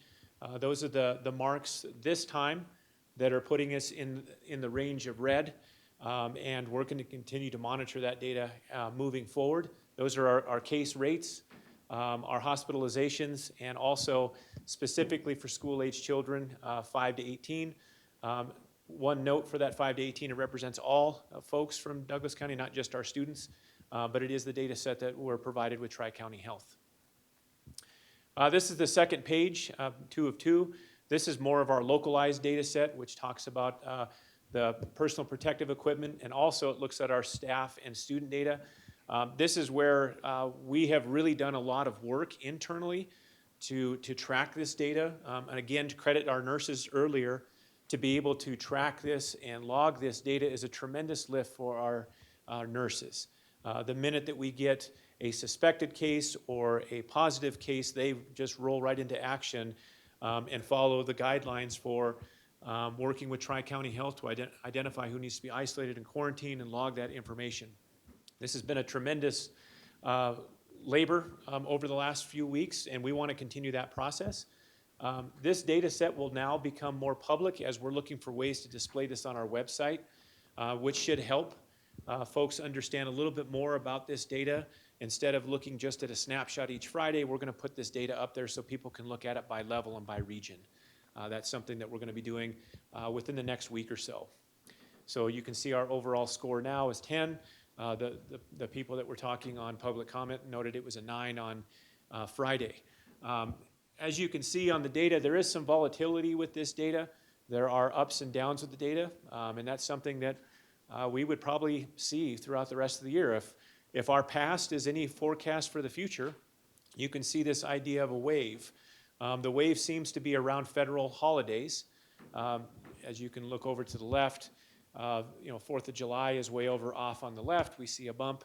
Then in the middle, we have our Labor Day, and we see another rise. And so it seems to be federal holidays, but again, we're just now looking at this data for the first time because it's our first year with it. But that seems to be the pattern. We've actually included snapshots from Tri-County Health. This is the caution metrics for schools, and we've identified Douglas County as highlighted within these slides so you can see the specific data points. Next page, this is D, C, D, and E. Again, we've highlighted our ratings there. You can see that hospitalizations are putting us in the red, and also the 2-week indicator rate for ages 5 through 18. Again, it's that whole block of students all the way through. And then down below, you can see the variability over time, including this last spike and the subsequent drop. And so we're going to be closely monitoring this over time. Between now and the 19th, we do have 2 additional issuances of a formal snapshot on Friday, which we'll be posting on our website on this coming Friday and next week as well. This is another data set that we started tracking not too long ago. This is the COVID Check Colorado data. This tracks all of the testing that's been made available to our staff. This only represents one of our sets for testing. This is only for COVID Check Colorado. Staff can indeed go through their own insurance to get their own testing, so that's only represents what we're doing through COVID Check Colorado. And this provides a summary of the number of positives, negatives, things that are processed in the grand total for how many of those have been processed through COVID Check Colorado. We've broken down this data so you can see by feeder area and also by level, so you can see what staff has been taking advantage of this free service for them. A few things that we do each time that we have this conversation is we do a terms. This is something that I have to often refer back to and explain to those who do send emails. The idea of a quarantine isolated versus positive. They have very different meanings in our system. So when we do refer to the data, we have to make sure that we connect it with the right definition. I've also included the total student count so that when we look at the data, which this is what the data is, we can refer back to that number. It's around 8,400 employees, so that when we look at the bar graphs, we can make sure that we connect that back to the total number of staff, which is 8,400. So it's really hard to see with the inset up there on how many positives, isolations, and quarantines we've had as a snapshot.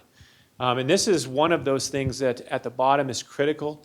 The data that we provide is something that it requires us to enter this manually. And we're working on processes to make that a more efficient process so that our data is something that's a little bit more actionable and accurate because we're able to do it in a timely manner. We'll continue to update these snapshots each Friday, and we'll also put this information as part of our website redesigned for our Road to Return website. Again, this is another view of that. We're quarantine, isolated, and positive.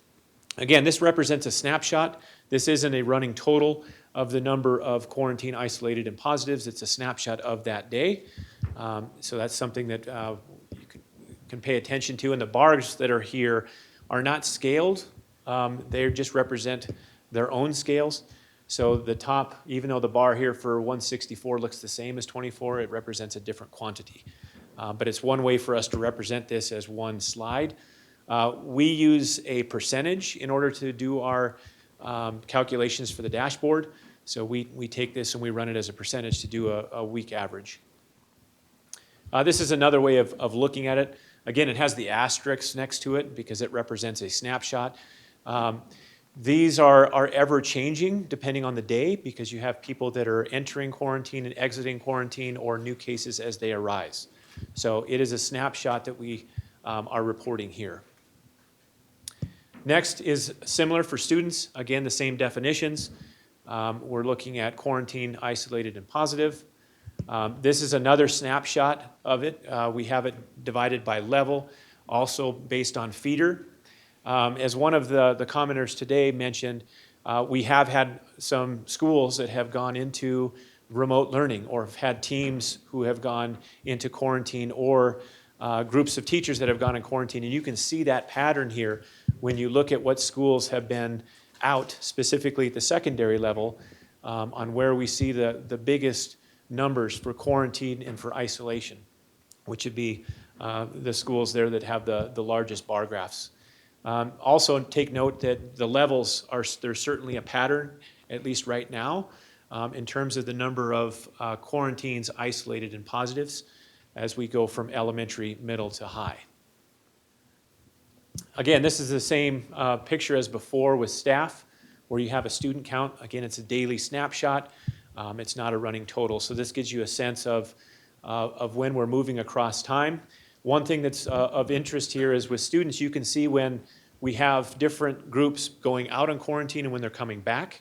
So we can see that there's variations in the number of students who are out, and that represents when those students are going out and coming back from quarantine and from isolated. You'll see that fluctuation in data. This is the same data. It's a snapshot.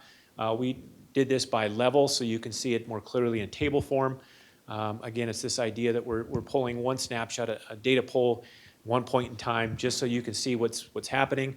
This is the kind of information that we'd like to translate and put on our website so that people have the ability to be able to go through and isolate elementary to see what's the current number of positives isolated in quarantines. And they're also able to do that by feeder as well.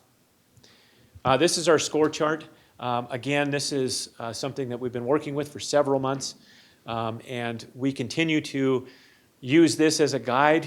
It's not the sole basis for any of the decisions we've made, but it's one of the points of data that we use.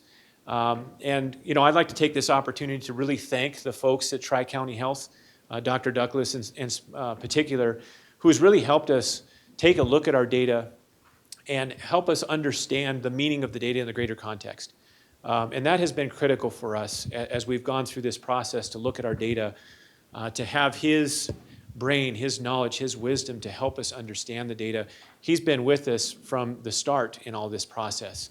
And he has really helped us with making sense of what our data means in the grand picture and in interpreting that data, which has been very, very helpful.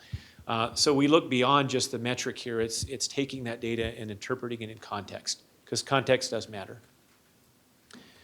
These are the standard resources that we have available that are linked. We hope to add another link on this, which would be our own data on our website. That's something that we would like to add. So right now on our website, we do provide the communications that go out for quarantine. So if people are interested in what communications are being sent, they can find that. Also, we have snapshots each Friday for our overall framework that's posted each week. So with that, I would like to just entertain any questions that you may have, or we can go on and come back. I'm pretty open-ended. Thanks, Mr. Reynolds. I think it'd be great for us to ask some questions regarding the data. And one I have off the bat, Mr. Reynolds, if you'll flip back to, I think, slide 6.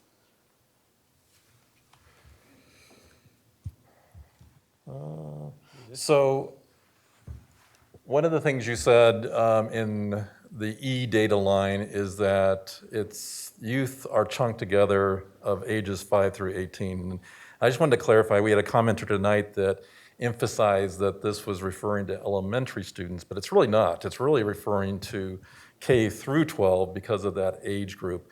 Do you know, does Tri-County Health, do they break it down to where we know what the age groups are that are in that particular data point or not? I can certainly ask them. I don't know that off the top of my head. I know that they've clustered all of these ages together, whether they're in our student population or not, but it's from our county, and it is ages 5 through 18. So it is that total block, but that's something I can certainly ask Dr. Douglas if there's an opportunity for us to further disaggregate the data. Again, this is stuff that they post online, but it's certainly a question I could ask. Very good, thank you. That'd be great for us, especially as we're looking at our elementary a little differently than our secondary students. It'd be helpful to know, but I also want our public to not look at that number and assume that that's all about elementary kids, because it's certainly a larger span than that. And then, Mr. Reynolds, if you flip back to our graphic on the dashboard, I think it's slide 16. You mentioned this, but I want to emphasize this, that at the lower right-hand corner of the slide, since the inception of this graphic, we've made this statement: these data points are not the sole basis for DCSD learning model decisions. And even though we've set this up to look at when we should consider the possibility of moving from one instructional model to the next, I just wanted to capture, again, Mr. Reynolds, an emphasis on your statement there that we consider far more data than what's in this particular graphic. Would you mind expanding on that just a little bit about that this isn't the sole reason, or this isn't the sole data that we use to decide when to move from one delivery model to the next? Absolutely. So, we look at a variety of different data points, not just Tri-County's data, because this data is very specific for them.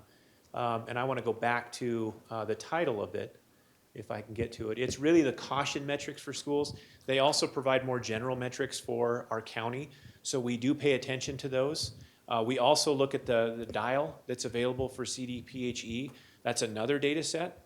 But more importantly, we look at our internal data. That is something that we have been monitoring very closely, and I'm hoping I'm not stealing the thunder for these two gentlemen here regarding some of the issues that we've had. And I want to go back to our student data.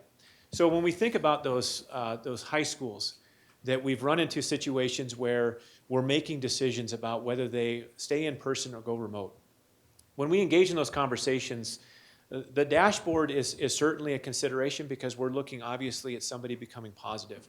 But when we go to have conversations with the building leader, the nursing staff, our own healthcare professionals, Tri-County Health, our leadership team, when we come together and we start talking about that with operations and all these different folks, we're talking about more than just that data set. There are some logistics that we have to consider on whether or not we can operate a school really safely and productively. And those are the two things, the safety and productive. If you're having whole staff that are being quarantined just based on Tri-County Health indicating that we need to quarantine these whole classes, we have to have these under consideration when we make decisions about whether or not we can staff that building enough to educate the rest of the kids in that building.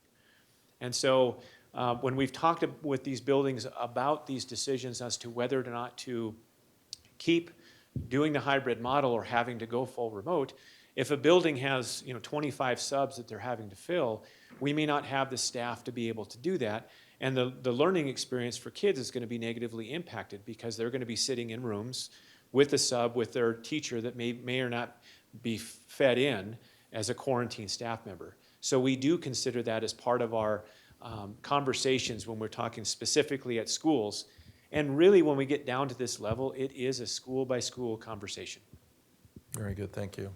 So our dashboard really is more of a launching pad, if you will, Absolutely. more than it is just all-encompassing of all the metrics we consider, because this gives us consideration. This says that if we're there with our basic data from Tri-County Health, then we should be thinking about that model. Plus, we should be looking at all the other things like the resources we have available to be able to make sure we're delivering a quality education to students. So thank you for elaborating on that. Directors, any other questions regarding the data? Director Lung and then Director Meek. Again, I want to echo how wonderful you and Mr. Wise did, after Dr. Tucker take a leave of absence. And I'm sure that your wife will be very relieved. So I want to go to number 9. Number 9.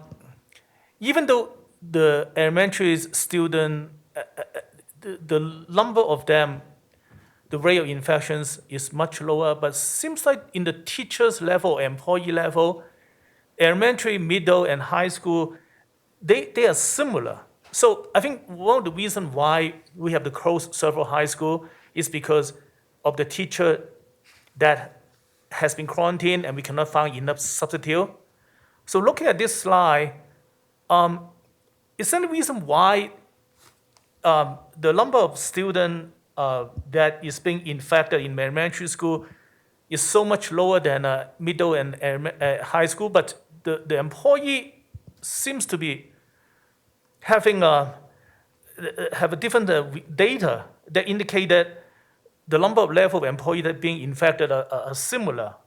No matter what type of school they are from. In fact, in the elementary school, the number of positive cases is the highest. So, if we open back to 5 days on elementary, would that cause issues for our employee? I mean, just looking at this. So I think part of this has to do, and every situation is unique with the schools that are identified when you have a positive case. You really have to look in to see where those kids are in the building and who they've exposed within that building. So when you look at one snapshot for one day versus another, we have to really dive down into that school level data. The one thing that we do know at the high school is when you have one infected student, they have 7 different classes that they have to go to. So when they go to those 7 different teachers, now you have 7 teachers that are now impacted by that one positive student. And you have all of the students in those 7 classes that are now being impacted by that one positive student. Whereas the ratio here, if you have one positive student, it's an isolated class of kids typically. You do have specials to worry about in terms of what exposure. So that is part of the reason why you do see this level of differentiation, because not only do we see more positive cases on the student side in secondary, but also because they move from room to room, and even though they're cohorted, they still move from room to room to do their different classes. So that is part of the reason why you see the differentiation between the two. Director Meek? Could we go to slide 3, please? So I think slide 3 is page 1 of the data here. This is really where I think we started, and these are indicators of the community, essentially, right? Yes. And then the next slide is our school-specific data. But this slide really doesn't show by level, right? We're not really able to look at that right now in this breakout. So I guess I'm just struggling with the dashboard right now and not maybe showing the full picture as we're trying to make decisions for opening up elementary versus middle versus, other levels. So I guess I'm wondering, with contact tracing, are we able to tell if when there is a case, a positive case, is it from the community coming in, or is it spread within the school? In terms of school to school spread versus outside versus in, that's a great question. I think that's on all of our minds in terms of what that transmission is. I know based on just the interesting cases that we've had so far, but most of it seems like it's external. I would want to have Lisa and Tri-County Health come in and tell us more information about the specifics with the contact tracing.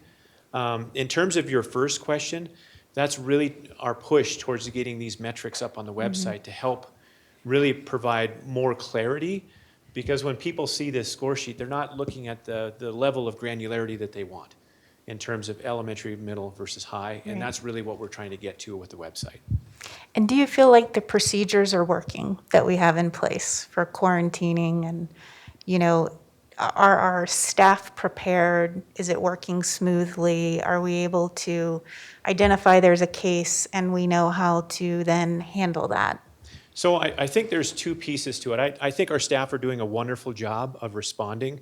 I think our frustration is the information that goes into it to begin with.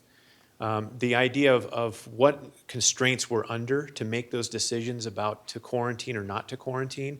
I know that the state just released new guidance for that we're digging through right now so that we can do more targeted quarantining.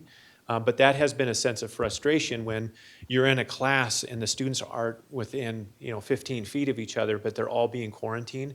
That is one big, huge strain on our system because we're not able to do targeting quarantining yet. We're hopeful that the new guidance will allow us to do that. And that, theoretically will alleviate the stress, because if you have one student in the room, you're quarantining the whole class, regardless of their physical distancing within the room. Directors, other questions? Director Graziano?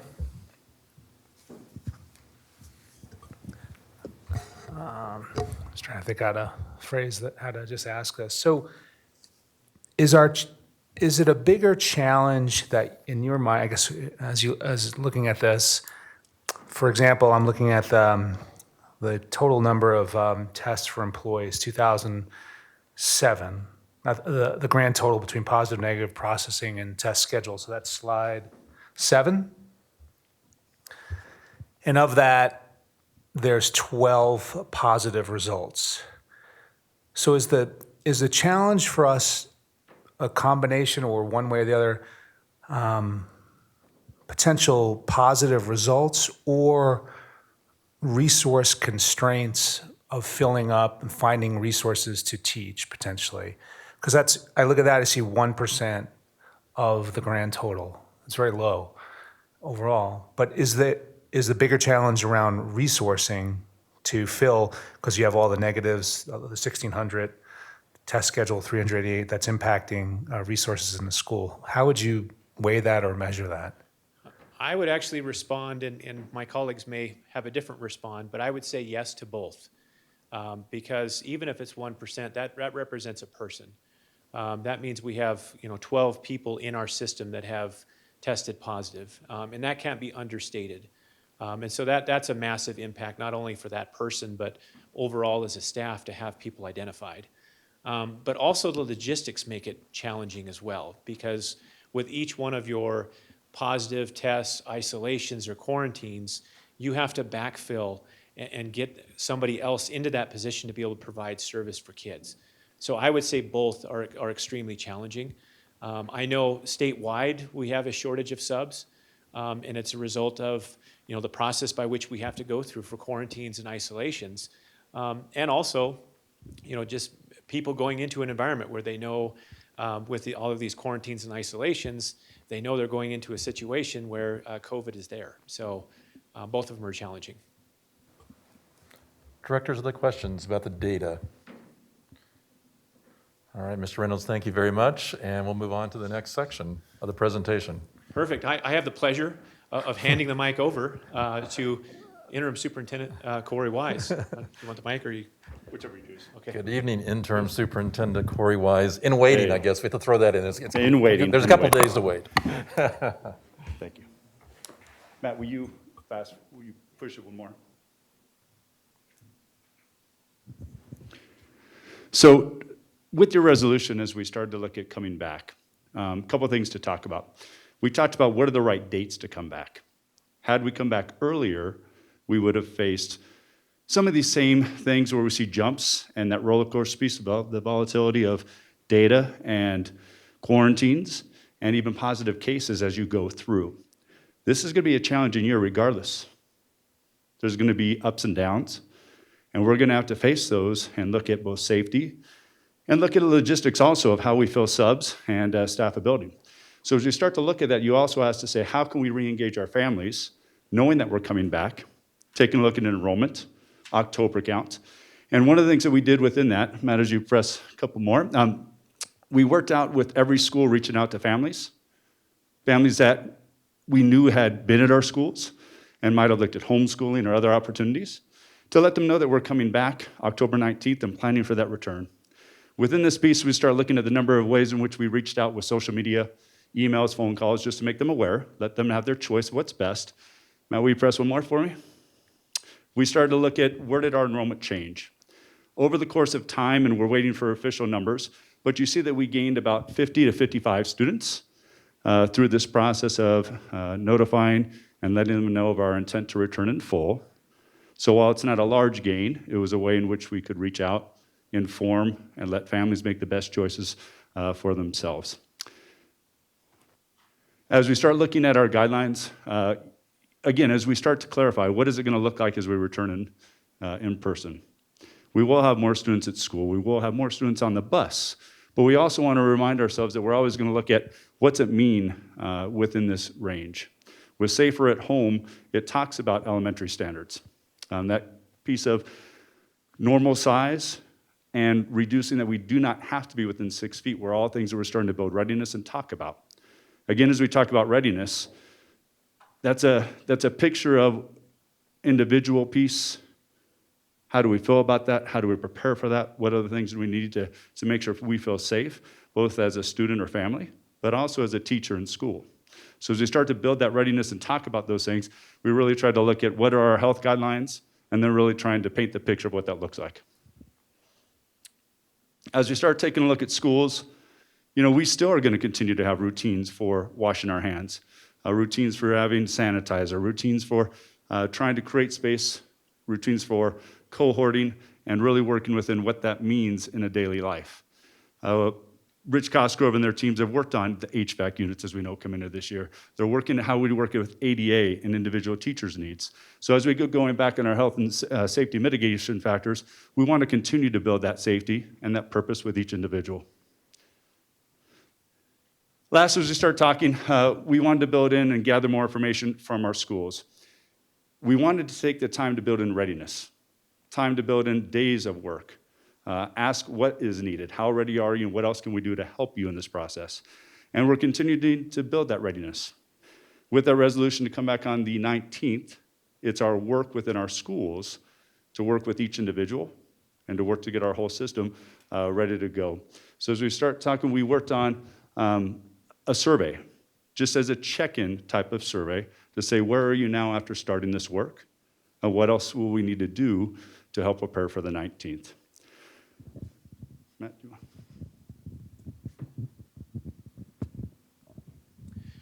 So from a data standpoint, we had approximately a little over 1,500 people respond to this survey. That represents about a 65% estimated response rate. And I say estimated, we did not do any sort of data validation in terms of sending it to specific people and have them align to their role. It was a self-select, so we sent this out to building principals and people self-selected their location and also their role. We also broke down that response rate by both classified and certified so that you can see the different amounts of folks who are taking the survey and also their responses. So let me get to the next thing here. So, and thank you all for the questions. Every time that I go through and break down a survey, it's always interesting on what questions I'm asked to do the analytics. So thank you for the questions. The first thing that I wanted to point out is this is the one question that was on a Likert scale of 1 to 4, 1 being not ready, 4 being ready. We asked staff after discussing the return to in-person learning, they did that at their school, how ready do they feel to return? And this is their response, and this is the distribution of responses from 1 through 4. You can see about 70.9% of those respondents selected a readiness level of 3 or 4, which is the upper end of that. We also disaggregated that data based on the percentage of staff at each school that indicated a 3 or 4, and that's this table over here. So what this table represents is it represents the percentage of staff within each individual building that picked certain ranges of responses for 3 and 4. In other words, we had 4 schools where over 90% of their staff who responded selected 3 or 4. We had 8 schools where 80 to 89% of their staff selected 3 or 4 as their readiness level. This gives you an idea of a distribution across. So you have the overall response rate of 70.9, but then you can, in your mind, start picturing how do all of our schools lay across that distribution to give that a picture in your mind as well. The common staff concerns and questions. This is the open-ended question. And typically with surveys, if you have one open-ended question, you can usually glean a whole lot of information because people take advantage of the opportunity to express their feelings. This word cloud over here on the left, what that is identifying is just based on counts of when a specific term is mentioned, the size of the font is increased. And you can see that the overarching theme that came out, number 1, was students, which is not too surprising from our staff. Number 2, however, was time. That was something that was mentioned quite often of gaining time or being thankful for the time that they've been given. And that's in reference to this Thursday and Friday on October 8th and 9th, the additional time that they've arranged within their schedule to do e-learning those 2 days to help them with planning. Other things that were mentioned as part of the themes is mitigation strategies, whether it be social distancing, personal protective equipment, cleaning hand sanitizers was mentioned in responses from those that completed that section. Communication and expectations were things that were actually said. That's both positive and negative. Some were thank you for the communication and some said we need more. Others on expectations were thank you for including expectations, and others said we need more expectations communicated. So that's why those two are tied, because some people said for our parent community we need to communicate expectations. And as Mr. Wise just pointed out, one of those things is the idea of social distancing. Communicating that to our parents, that social distancing, if it's not available, we're going to use another list of mitigation strategies to help, whether it's masks, hand sanitizing, or washing of hands. The last really theme that came out was procedures, guidance, and protocols. The idea of having those in place, both on the side of, yes, we have those procedures in place, or we would like more clarity on some of those procedures, guidance, and protocols. So that certainly speaks to additional work that we would have to do for staff to provide clarity on procedures, guidance, and protocols for various things. We'll continue to dive into those data points to come up with, what can we do as a staff to help communicate some of those procedures, guidance, and protocols, not just to staff, but also to parents. So with this, I'm going to turn it over to Mr. Knight. Before Mr. Knight, directors, any questions again to the slides that Mr. Reynolds or Mr. Weiss just presented? Director Lung? Again, thank you very much, for taking this. So I have a couple questions related to this. When we do this survey, does the staff, when they answer that, they're under the impressions that the board will guide our decisions using the dashboard? That's question number one. So the survey was provided by principals to gain their insights on their readiness. So are you asking whether they're tying this readiness to the actual dashboard or not? Or I just wonder whether did they have an understanding that the survey, the answer they're given, the board will consider dashboard as the primary. So when we part of this survey, do they are under the impressions that the dashboard will be considered by the board as the primary tools to evaluate our decisions, or they are not being given these ideas in their head when they answer this survey? Oh, I see. So in terms of what lead-in was given when they took the survey from the principals, principals provided this either through a staff meeting that they had, or they emailed it to their staff. And I'm not sure what additional messaging went out with that.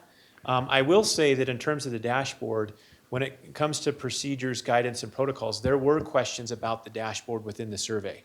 So there were questions from teachers regarding how the dashboard is utilized and also the metrics that are within the dashboard. So there were questions from that. And if I can give another partial answer, I'd say there's probably some perception. I don't like to use all or none, but I think there's probably some perception that with that resolution that we were moving towards returning the 19th. So I think in this process of feeling that we're moving towards opening in person, full in person on the 19th, what is your readiness at this point? With the work we've started in schools, so discussions, what we need, where are we now as a check-in? So I think this is really a pulse survey or a check-in survey of where are we now at this point as we continue to get closer to the 19th, if that helps. Directors, any other questions for the first part of this presentation or for these slides we just heard? All right, very good. Thank you, Mr. Reynolds. Mr. Knight, Assistant Superintendent, Mr. Knight. Good evening, President Ray, directors. I have the last portion of this presentation tonight, and my purpose is to make sure that the board, our parents, and our staff have a very clear picture of what school is going to look like on October 19th. So we're just going to go through this chronologically with the understanding that we're going to continue to monitor and make adjustments as needed. This is our plan going in, but it could change as conditions on the ground change. Starting off in the morning, buses will continue to have a maximum of 24 students. Mr. Cosgrove and Ms. Gratino did a great job of making sure that we don't have to have any changes in routes or capacity moving from hybrid to in-person. So instead of getting on the bus on Monday and Wednesday or Tuesday and Thursday, we have enough room for all kids to get on the bus that were taking the bus prior and only have 24 students. Students will continue to wear masks and be socially distanced, spread out unless they're sitting with a sibling. When students arrive at school, the classroom setting is going to look very similar to what it looked like prior to March. Students and teachers will continue to wear face coverings. They will continue to social distance to the greatest degree possible, but you are going to have 24, 26, 28 students back into a classroom. So as stated earlier per CDPHE guidelines, we do not have to have 6-foot distancing. Teachers will continue to try and distance students as far apart as they can. And I would assume teachers will try and distance themselves as far away from students as possible. At the elementary school, unlike middle and high, a classroom will become a cohort. So that class will travel, and if we were to have a positive case either with a teacher or a student, it would only be hopefully that classroom that would then be quarantined rather than, at a high school, you might see all 7 of those classes as was discussed earlier. Next slide. Lunchrooms are a common question we get from staff and parents. Again, we will have students go to lunch by cohort or by class. We will do our best to social distance, but again, when we put 500-600 kids back in an elementary school, our cafeterias are going to be crowded, and they will look like normal spacing with many students sitting at a table. They will go to recess as that same cohort. So again, we will keep them isolated to their classroom as much as possible. So they will be separate from other cohorts, but again, that cohort will be in close proximity. Specials will change a little bit from a classroom. You will have specials teachers that will still see multiple classes a day, and they will do their best to make sure that they clean all equipment in between classes and make sure that as Mr. Jones' class comes in, that the equipment was cleaned before Ms. Smith's class comes in next hour. So that way they're not sharing materials and possibly spreading. After school will look again pretty similar. Students will dismiss to buses and have parent pickup. We will do our best to make sure that cohorts go out in as socially distanced way as possible, maybe using multiple entrances and exits. Field trips and assemblies will continue to be delayed. We will continue to not have large crowds or large gatherings together. And again, as stated earlier, if we do have either a isolation or a positive test from staff or student, we anticipate just a specific teacher's class having to quarantine, but it could go to an entire grade level, as we saw earlier in the school year, possibly an entire school, maybe if we reached outbreak status or something like that. And then again, we would just go to an all remote posture. Moving on to secondary and where we're at, we are continuing to monitor and partner to look and see what other districts are doing, as well as what our health partners are suggesting. We're meeting with secondary principals to see how we might at some point return to full in-person learning. And we have worked together with various departments in the district to start looking at a project team that could start looking at how we might do that. If the board chooses at some point to ask staff to figure out how to get all middle or high school kids back into the classroom at one time, we want to make sure we have input from teachers, from administrators, and various departments to make sure that we're doing that safely.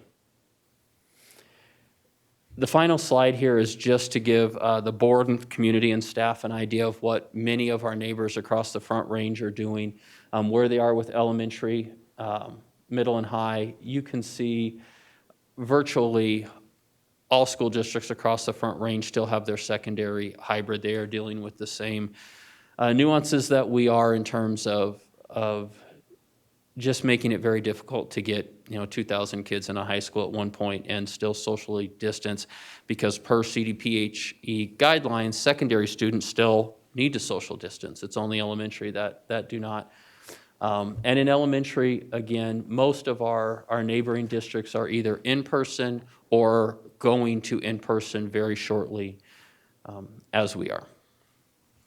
I'll now take any questions about what a day in the life of an elementary student or teacher might look like come October 19th. Very good. Thank you, Mr. Knight. And directors, just to pace ourselves, we'll ask questions about these slides, and then we'll take a break and then come back and react and have discussion. So any questions about the slides that Mr. Knight just presented? Director Meek and then Director Lung. Thank you, Mr. Knight. On this slide, I'm curious to hear what we have learned from other districts that have been serving the elementary kids as in person for 5 days a week. I think Littleton and Cherry Creek have been doing it for quite a while. Have we learned from them anything about how well it's going or lessons learned? Yeah, I think the health data differs just enough, and some of the nuances differ just enough that it's not apples to apples, but from our conversations, it seems to be going fairly well. The big differentiation between elementary and secondary is truly the ability to only quarantine a smaller group of people at the elementary, whereas the secondary, it's just so many. And so I think the other school districts are finding that this process is working, because again, our biggest hurdle is the quarantining. And so you just don't have that at the elementary level to the same degree. So like serving lunches, I know that's a challenge at the high schools, even with the hybrid model. Are they just using a normal schedule for serving lunches, or are there creative practices that we've seen that are being used? I don't have those specifics, but I would ask Corey or Matt if they might. Yeah, in some of our visits and conversations at an elementary level, I've seen a cafeteria where you'd possibly bring in, say, 3 classes. Within those classes, they sit at color-coded areas, so maybe a red area, a yellow area, a green area, and that would designate their cohort grouping class. So you might have, say, 2 to 3 different classes of the same grade level in that cafeteria, but they're eating with their cohort, they're staying separated. They would bring them in at different times, but run over the same rough time period. Then at the same time dismiss to go out to recess. So the first one into the lunchroom would be the first one out to recess. They'd be at different purposeful designated areas outside at recess.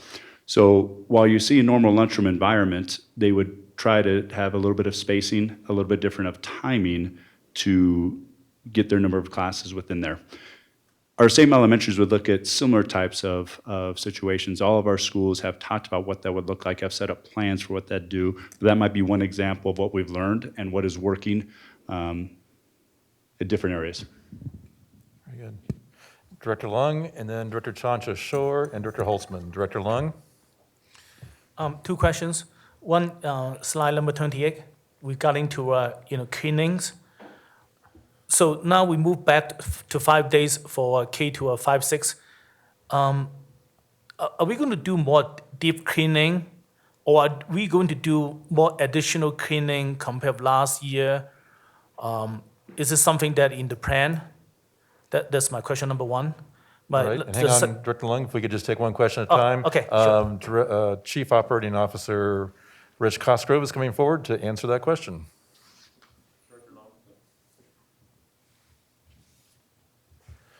Director Long, thank you for the question. We are going to maintain the protocol that we're currently using for cleaning and disinfection because we do it 5 days a week, regardless of whether the A or B cohort's there, or if students are there on Friday. Every key touch point is cleaned at least once a day.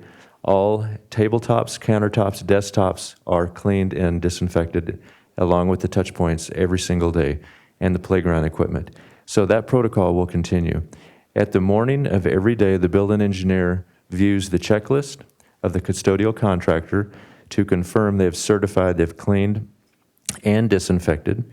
We have a 21-page inspection report done every other week on every building engineer's contractor, and performance is monitored and corrected. And every night, we inspect up to 6 schools a night with unannounced QA/QC inspections. And those are reported and monitored and corrections made if need be. Right now, we've inspected over 100 schools at night to make sure the contractors are there doing what they're supposed to do with respect to cleaning and disinfection. So that protocol would continue 5 days a week, as well as every bus twice a day. Right. Do you have another question, Director Lung? You want me to yield to the other director, or you want me to answer If second questions? if you want to defer, I would be glad to do Yeah, that. I'll defer to the other director if, All right. I'll stick. Director Chancha Shore, and then Director Holtzman.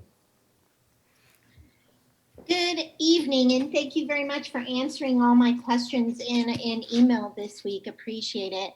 Can you go back to slide 31, please? Can you just tell me what the dates that are in the parentheses are referring to specifically, please?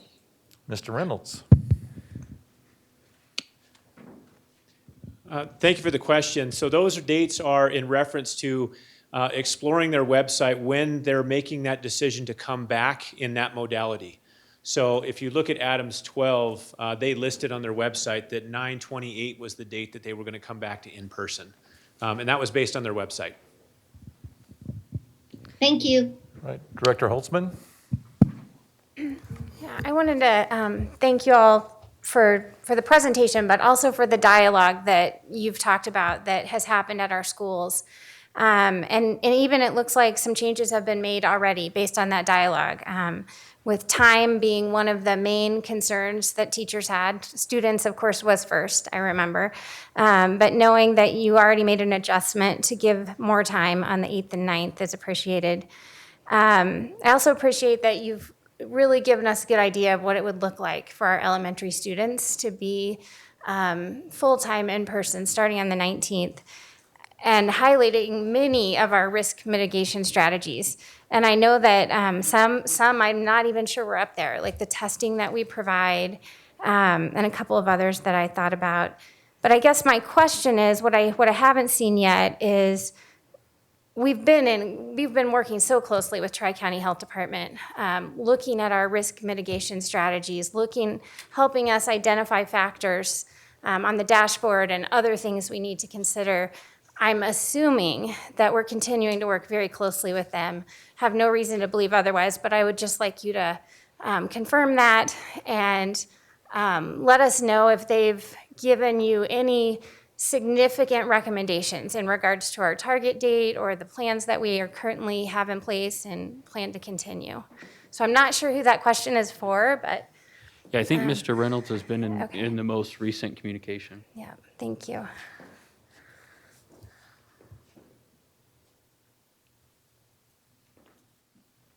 So we have and we will continue to have conversations with Tri-County Health on various fronts, whether it's Lisa directly contacting them or working with Dr. Douglas.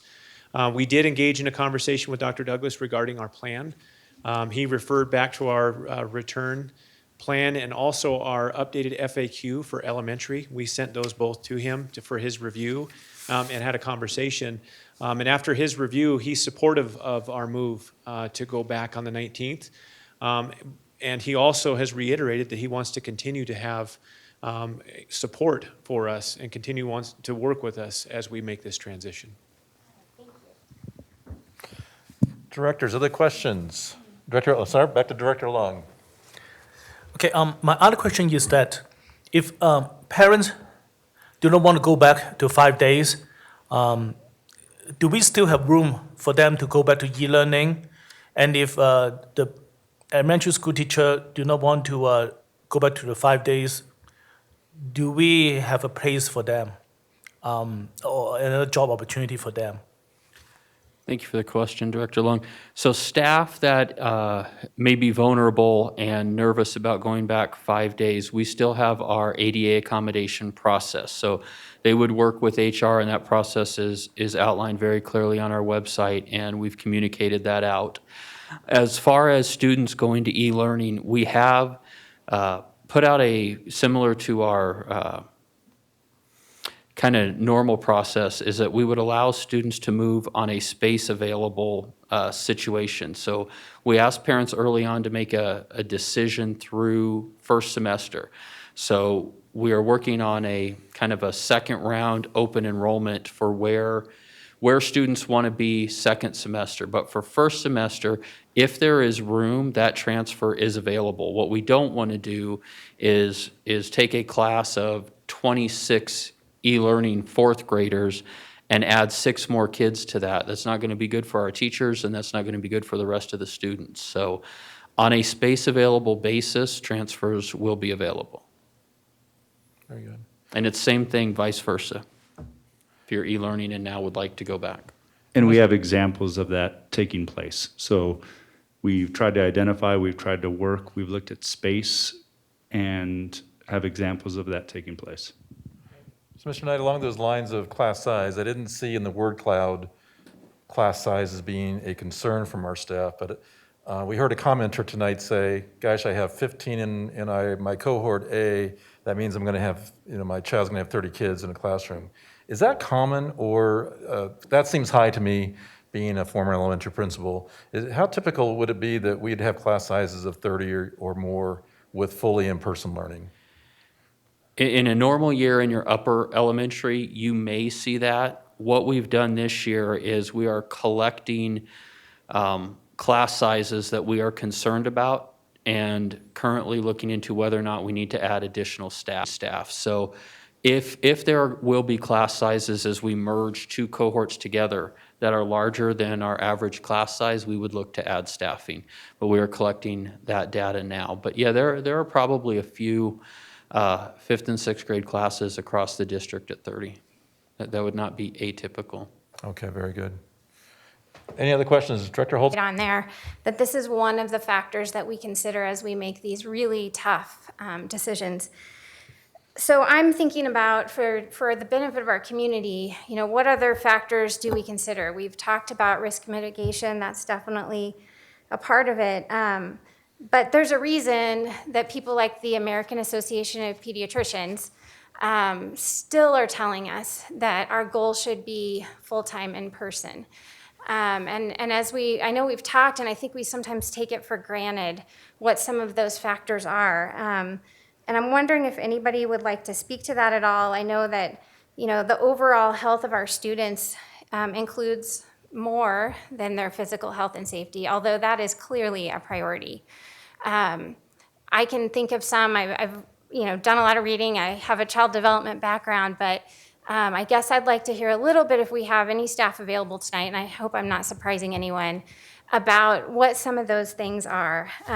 Things like social and emotional health, and seeing people in person to be able to identify and address learning deficits or other types of risk factors in students that we might be able to support them with. And I'm just wondering if anyone, I know that we discussed this and we know some of this, but if there's someone that could help us look at those other factors that we need to consider when we're considering maybe a return to more in person for some students. Yeah, if I can speak to that a little bit, I think when you talk with schools and you look at change is hard. There's anxiety with that.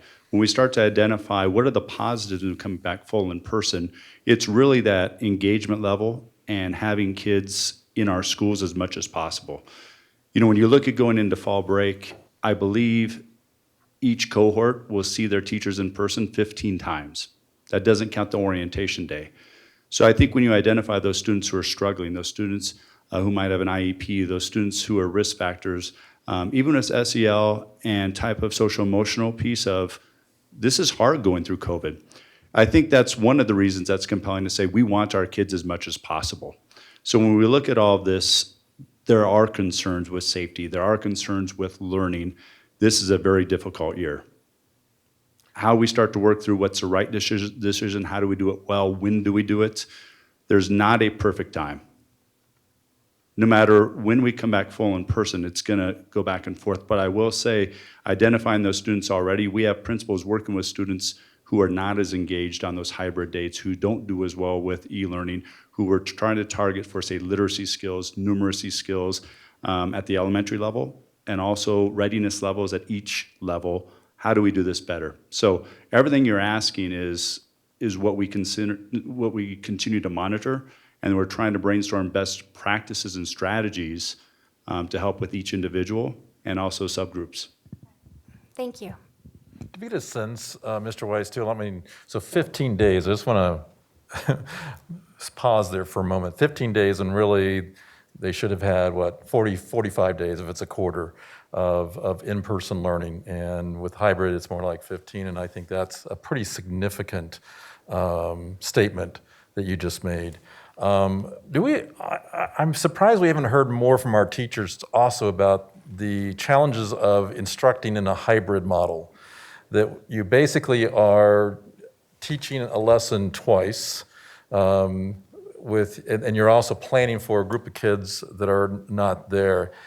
Can you capture that for me at all? Has there been that concern from our teachers about the challenges of and the stress of teaching a hybrid model type learning environment?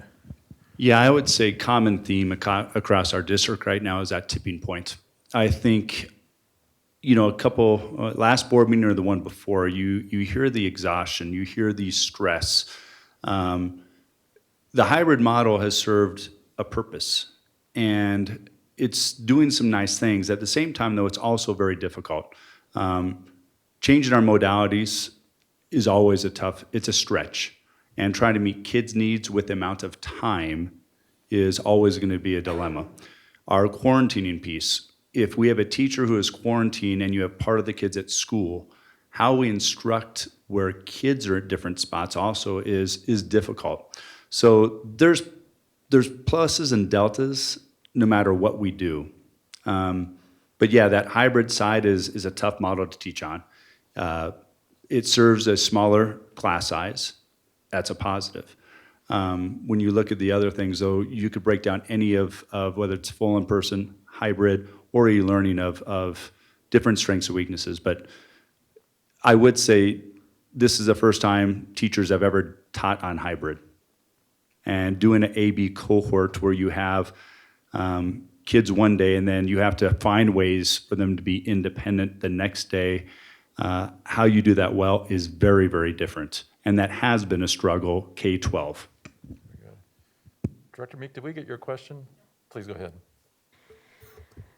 Okay, a couple of questions. I just want to raise a few of the concerns we heard from public comment earlier this evening around the dashboard. And because we're talking about moving forward with a number, and I know we're talking about it's just one element, but we have been referring back to this dashboard for months now.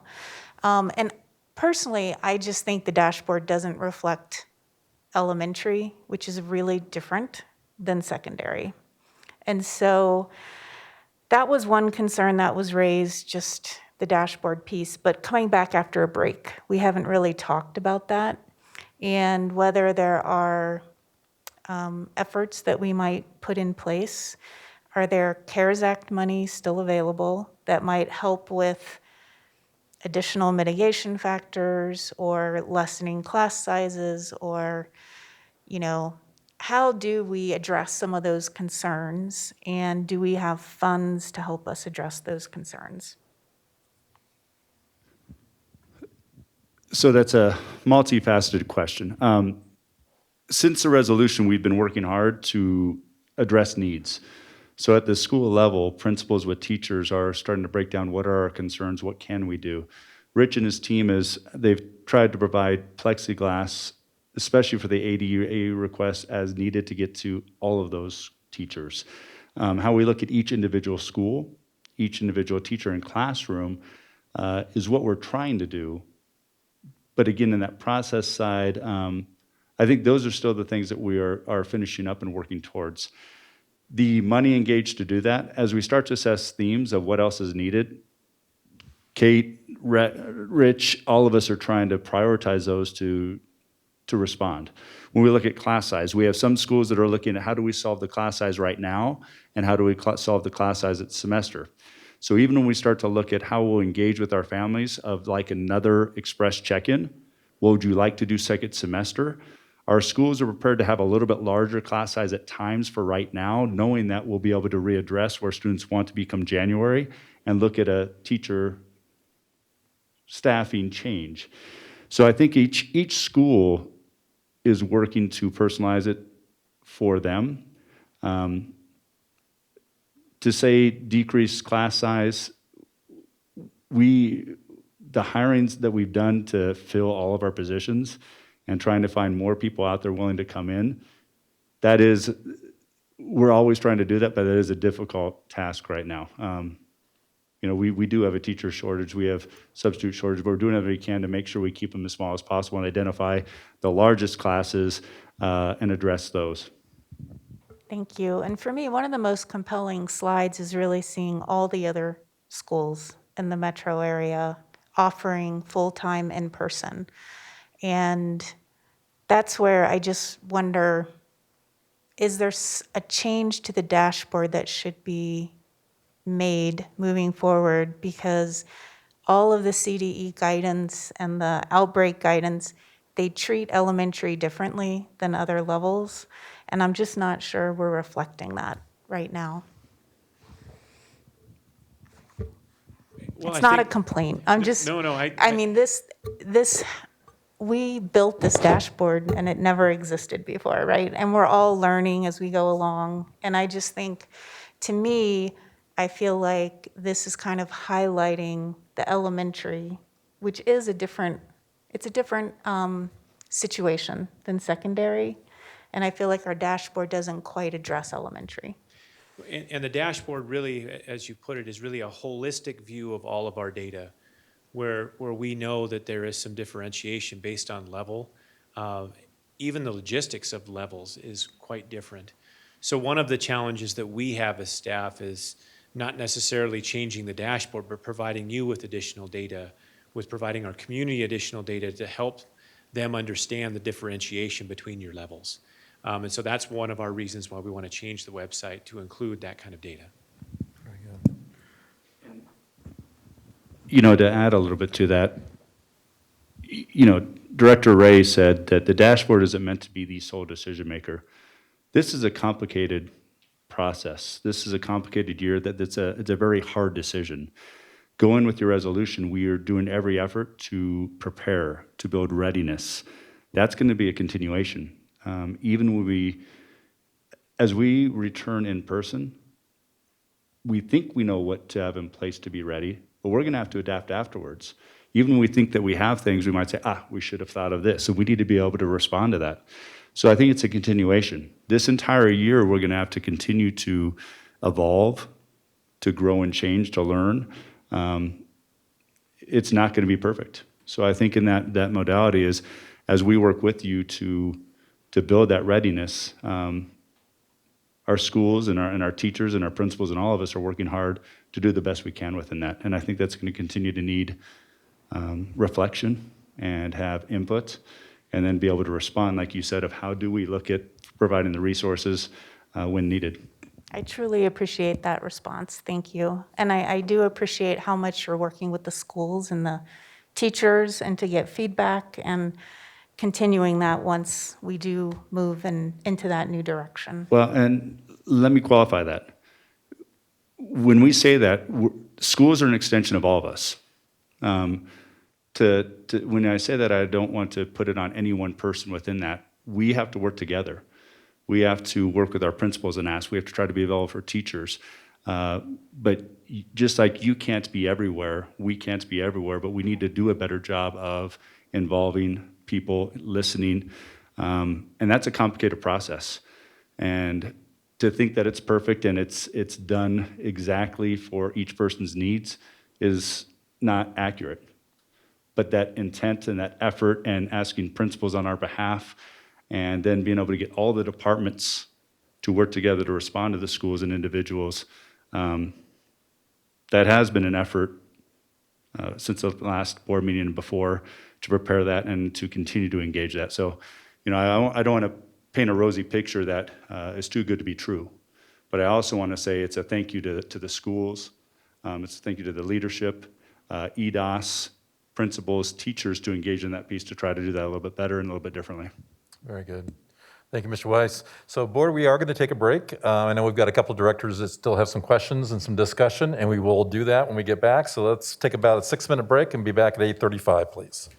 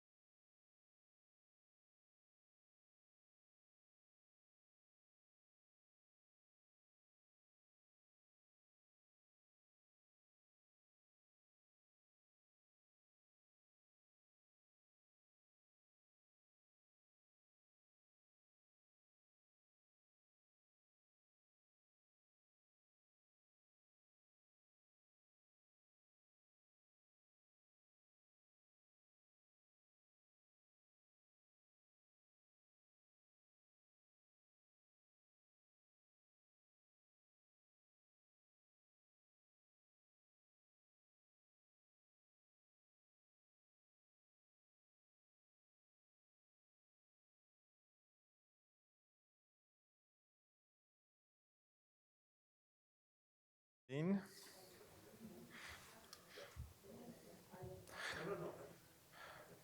Again, thank you, Mr. Knight, Mr. Wise, Mr. Reynolds, for the presentation today. And I think we want to enter, again, we have a few more questions to ask, but I think we just want to enter into some conversation as far as how to go forward or how to continue to go forward. So with that, Director Hansen, you had a question, and then Director Chancho Shore. So Director Hansen, go ahead. President Ray, I actually think it may be more helpful for me if you would go ahead with the framing, just so that I fully understand exactly what we are discussing before I ask my questions. Okay, sure. Director Chancho Shore, how about you? Do you have a question? Yes, thank you, Director A.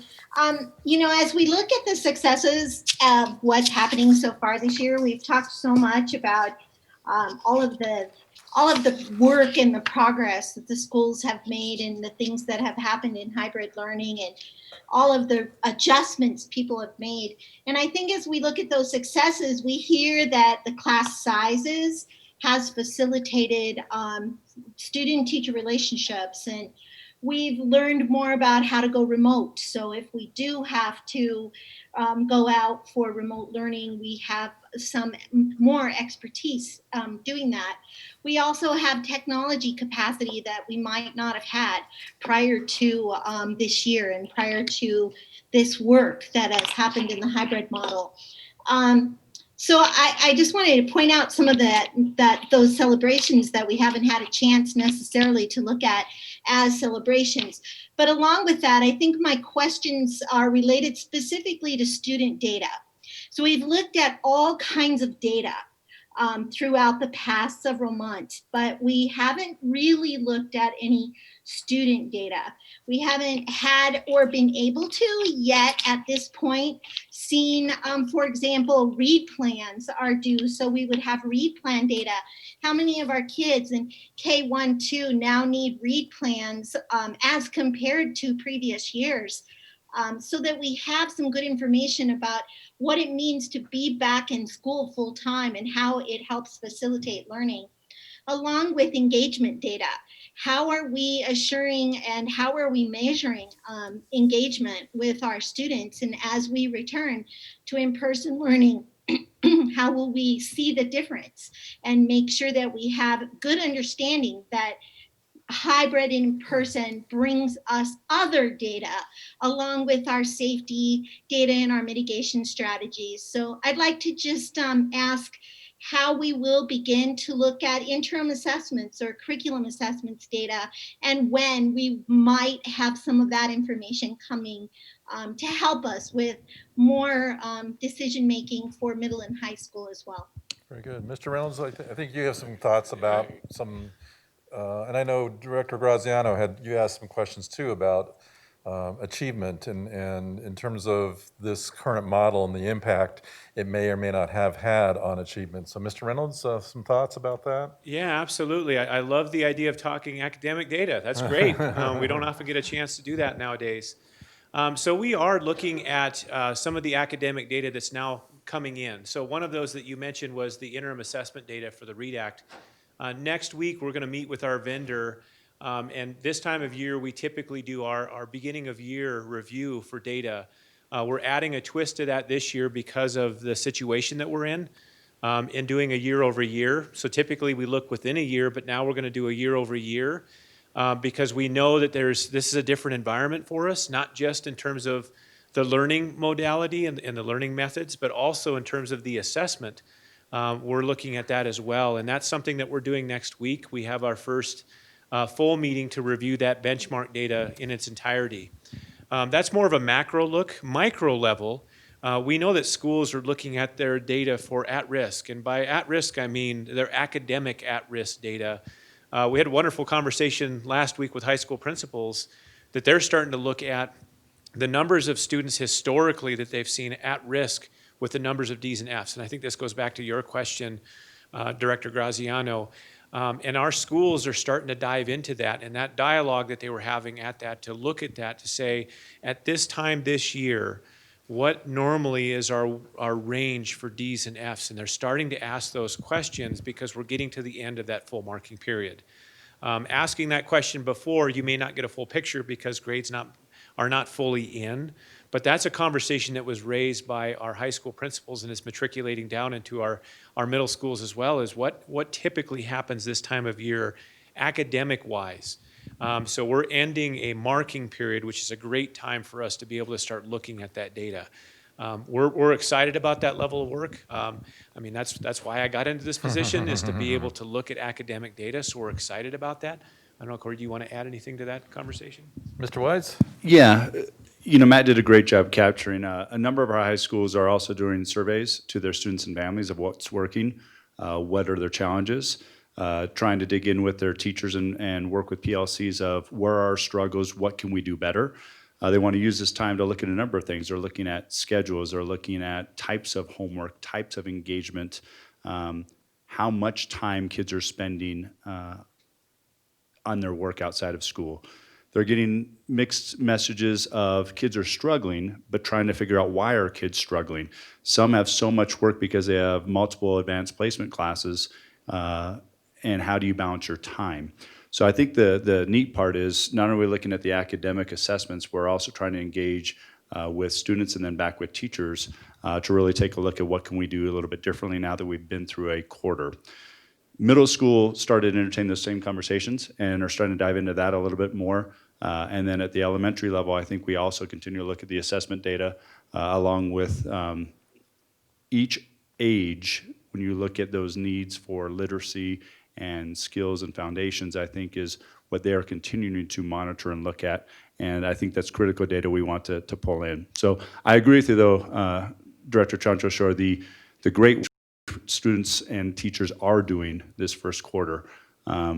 People have been really working hard, and you see celebrations and fantastic work, and there are some strengths within that, and people still want to build off of that and continue to grow.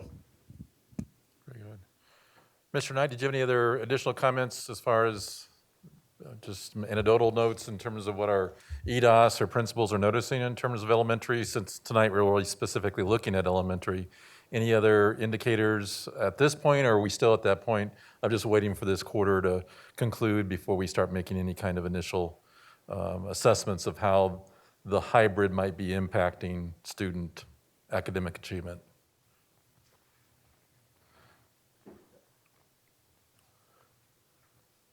Yeah, I think as Mr. Wise stated earlier, with 15 days of in-person learning, we just don't have the amount of data we would normally have at this point to generalize too much. Okay, very good. All right, directors. Director Hanson asked me to frame kind of where we go with this, and I think, as you know, this is a check-in that we established when, I know Mr. Weiss refers to it as the resolution. I know when we said we want to target October 19th as a date to bring back our elementary students full-time, 100%, 5 days a week. And so really, our conversation right now is to react, first of all, to the status report that we heard tonight, to the status of where things are, to the feasibility feedback that our leaders have presented. It's really our chance now just to respond and react in terms of where we are. Do we feel good with where we are currently as we continue to look towards that October 19th as a target date for 100% in-person learning? So I don't know, Director Hanson, I'm going to go back to you. That's how I would frame our discussion. So if you want to lead us off based on that, go for it. Thank you. I appreciate that. Honestly, everything feels a little unsettled to me right now. I was a person who was relying on the dashboard as the sole guiding factor in my own decision making, and I have to assume that there are other families who were not aware that other factors were being considered, and probably some employees who also missed considering those other factors when they were determining whether or not they were going to ask for accommodations. I liked having the very concrete dashboard try and make sense out of something that truly doesn't make sense. So I think my biggest question right now is where we go from here. We took 4 weeks to, I guess 2 weeks at this point, but an additional 2 weeks to really fine tune the transition from hybrid to in person. And during that time, some of our data has changed. So I think that something that I would really like to hear other board members weigh in on is how we continue to pivot in this environment that is going to be continually changing, and how we as a team make decisions that need to consider things outside of our dashboard, and what that looks like moving forward. Sure. So some questions, and I wonder, first of all, you might turn that back over to Corey, Ted, or Matt, with regards to the yo-yo effect that I think Director Hansen is alluding to as far as a concern, is that if we go to in-person on the 19th, will we experience quickly, because our data fluctuates so much, will we quickly experience another change or another disruption for how we deliver instruction? And I know all of us would love to have the crystal ball to be able to say, yep, we know that's going to happen 2 weeks from today, but we don't. But do you have any thoughts about that as far as if we make this shift now on the 19th, what would it take? I mean, will we see a very quick change to, oops, the data says we should go to remote, or the data says we should go back to hybrid? Just any thoughts about that? So I'd say in our schools, we're continuing to move this week to be ready for the 19th to be in person. That means we're building readiness of moving furniture, getting materials, making sure our kids are ready, making sure that our teachers are ready, bringing in resources to be set for the 19th. To change from in-person back to hybrid, I think would be more of that safer at home, change in state, whether it be governor, state, CDPHE, or even Tri-County, getting a health assessment to guide us out of this in person. With that email from Dr. Douglas and that support of where we are and that continued piece of even in these little dips and valleys and roller coaster piece, I see that still maintaining current state. I think we'll have to react to possible quarantines and that sort of thing, which we've continued no matter what model we are on. So flip-flopping from in-person to hybrid, I would see less of that, unless over time you see irregularities and spikes across the entire state, or maintained over a longer period of time, where Tri-County would then factor in on that. Very good. Director Holzman? Yeah, so I had a couple thoughts on that, because one of the main considerations that I think we have to think about for all of our students, but especially our younger learners, is knowing that routine and consistency and stability is really important.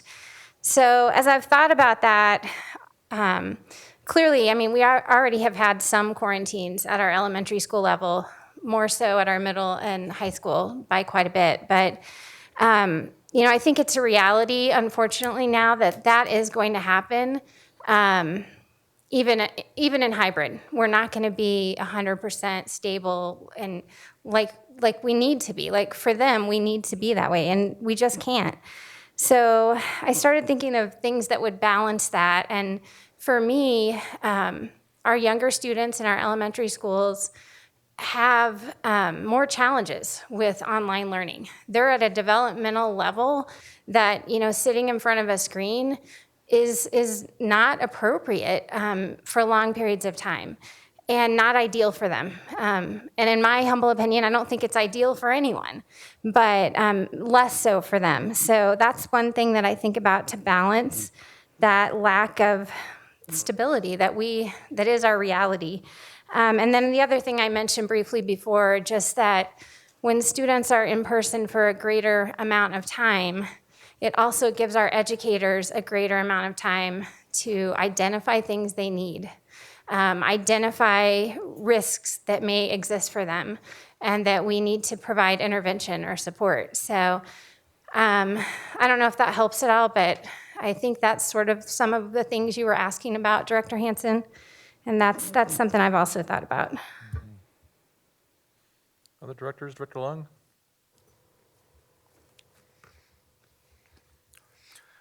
There's a reason why American Academy of Pediatrics recommend on reopening should be based on evidence, not politics. As I asked the questions a while ago, my concern is on our staff level, because as of right now, the number of employee COVID case concern by school level for elementary, middle, and high school are more or less the same. So when we reopen elementary only, would that cause much more employee on the elementary school side jump rapidly? And also, seems like we are seeing a pattern right now that each time when we have a major holiday, the COVID case spike. And we are coming in for a fall break right now. I'm just concerning what is the effect the fall break will be on the COVID case. If you're looking at the Labor Day and 4th of July, that could indicate that by first week of November, we may see a spike of case. So if we go in about 5 days for primary, how would that affecting the student? And now we established that elementary school student is not actually immune from COVID, okay? Because in the last month, it just shows that according to the testing data, that now there consists of 11% of the cases right now. So I'm just also wondering, because we have 70 district school, and I think close to 50 of them are elementary school. What kind of inequality of educations it will create if we shut down a portions of the elementary school due to COVID case and send all of those schools to e-learning? And while the school do not have a lot of COVID cases still opening, how could that disrupt the learning of the student that suddenly has to go 100% e-learning? And what kind of level of inequality would that create for them? So those are just my thought right now at the moment. Very good. Director Chancha Shore. Those are such good questions, and Director Hansen, such interesting good questions. And Director Holtzman, I've been trying to balance the decision as well, and what makes sense, and what are the pros and the cons. And I see on the page 31 of the presentation that we had some school districts that were in person longer. Cherry Creek, there wasn't a date. So I'm making an assumption that Littleton and Cherry Creek and Academy District 20, maybe they've had kids in for a length of time. So I think that those questions are really good questions. And I wonder if some of the school districts that have had experience in the last many couple of months, many weeks, if they have had to mitigate some of those things, how have they done it? And how have they assured, because it is disruptive, and it will be disruptive when kids have to roll out and roll back because of quarantine or exposure. The good news is the kids have been in a hybrid situation, so we have had experience with online work. But you're right, there are no guarantees that we won't be rolling kids in and out. The flexibility that schools have to acquire right now is not even on a scale of anything that's ever had to be done before. But perhaps there is some learning that we could benefit from.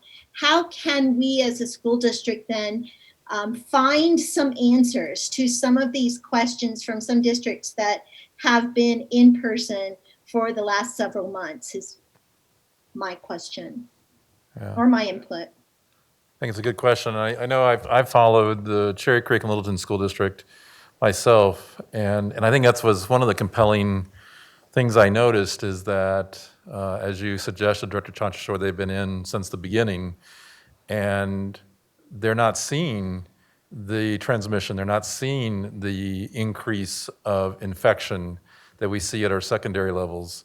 And so for me, and it kind of goes back to what Director Holtzman said, so if we've got a school that's in person 5 days a week and we put another school next to it that's hybrid and the results aren't any different, you know, that there's still quarantining going to happen, there's still some kids that will be positive, but the results haven't changed. The only thing that's different is, as Mr. Weiss pointed out, is we have kids that haven't been in-person learning is the big difference between a Cherry Creek and a Littleton.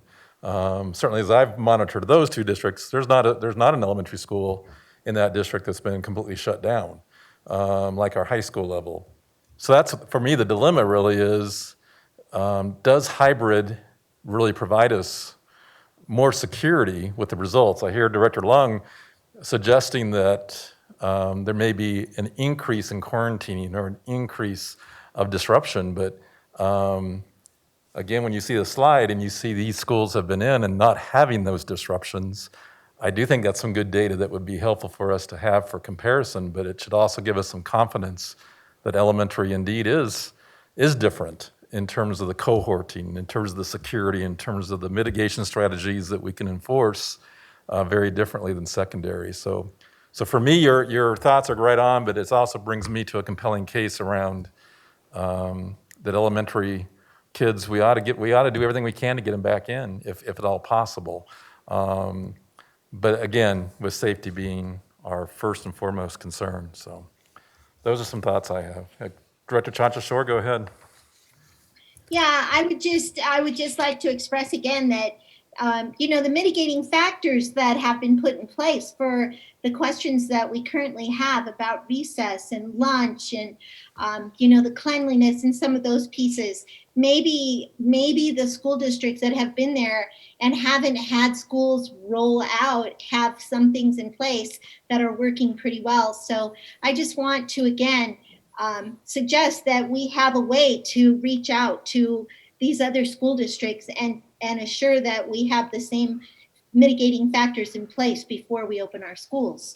True. And I also want to just capture that our elementary schools are doing a pretty amazing job too with hybrid.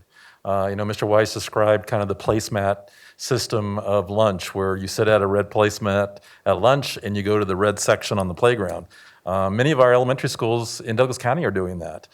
So I also think we also have to applaud what our elementaries are currently doing with the mitigation strategies that they've put in place with the hybrid, and that I don't know that they'd be desperately different than when they have 100% in their schools, but we also need to recognize that they're doing some pretty amazing things as well. But I agree, we always can learn from others, and that's what we should be doing. Director Lung, or Director Graziano, if I might, and then Director Lung. Well, we've been presented some really compelling and comprehensive information tonight, but I guess to me, the thing that just unquestionably jumps out at me as the most meaningful thing that I heard all night was the public comment from our high school student from Douglas County High School. So granted that the student was in high school, but to me that is now, I think, 2 or 3 type messages we've heard like that from students who are crying out to get back into school.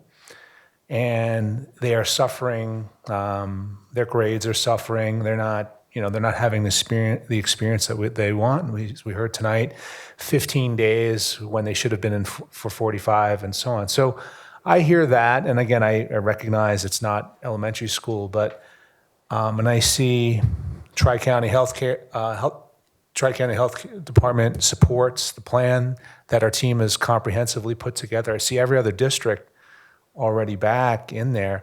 And one point also I'd like to make is around the equity. I look at it a little different lens, not just quarantining shutting a school down, but I think of it as the families who've had to manage this by having a hybrid model and not being able to have the best ways to support their kids in this model, having to have to have people watch their kids while they work. I think that's been a tremendous disservice. So, I'm also really curious at the student data that we find, because I'm fearful of some of the things that we may see based on, again, just some of the comments I've heard and the feedback that we hear from students and around where they were this time last year and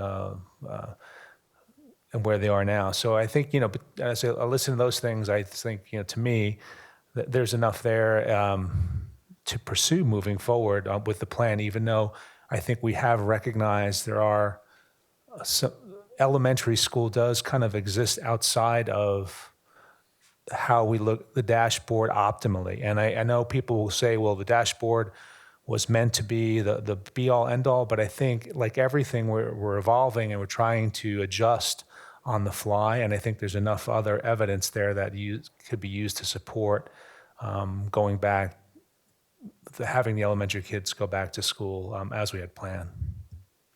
Director Lung. Well, we are a district of choice, and unfortunately, all of our elementary schools layouts are not exactly the same.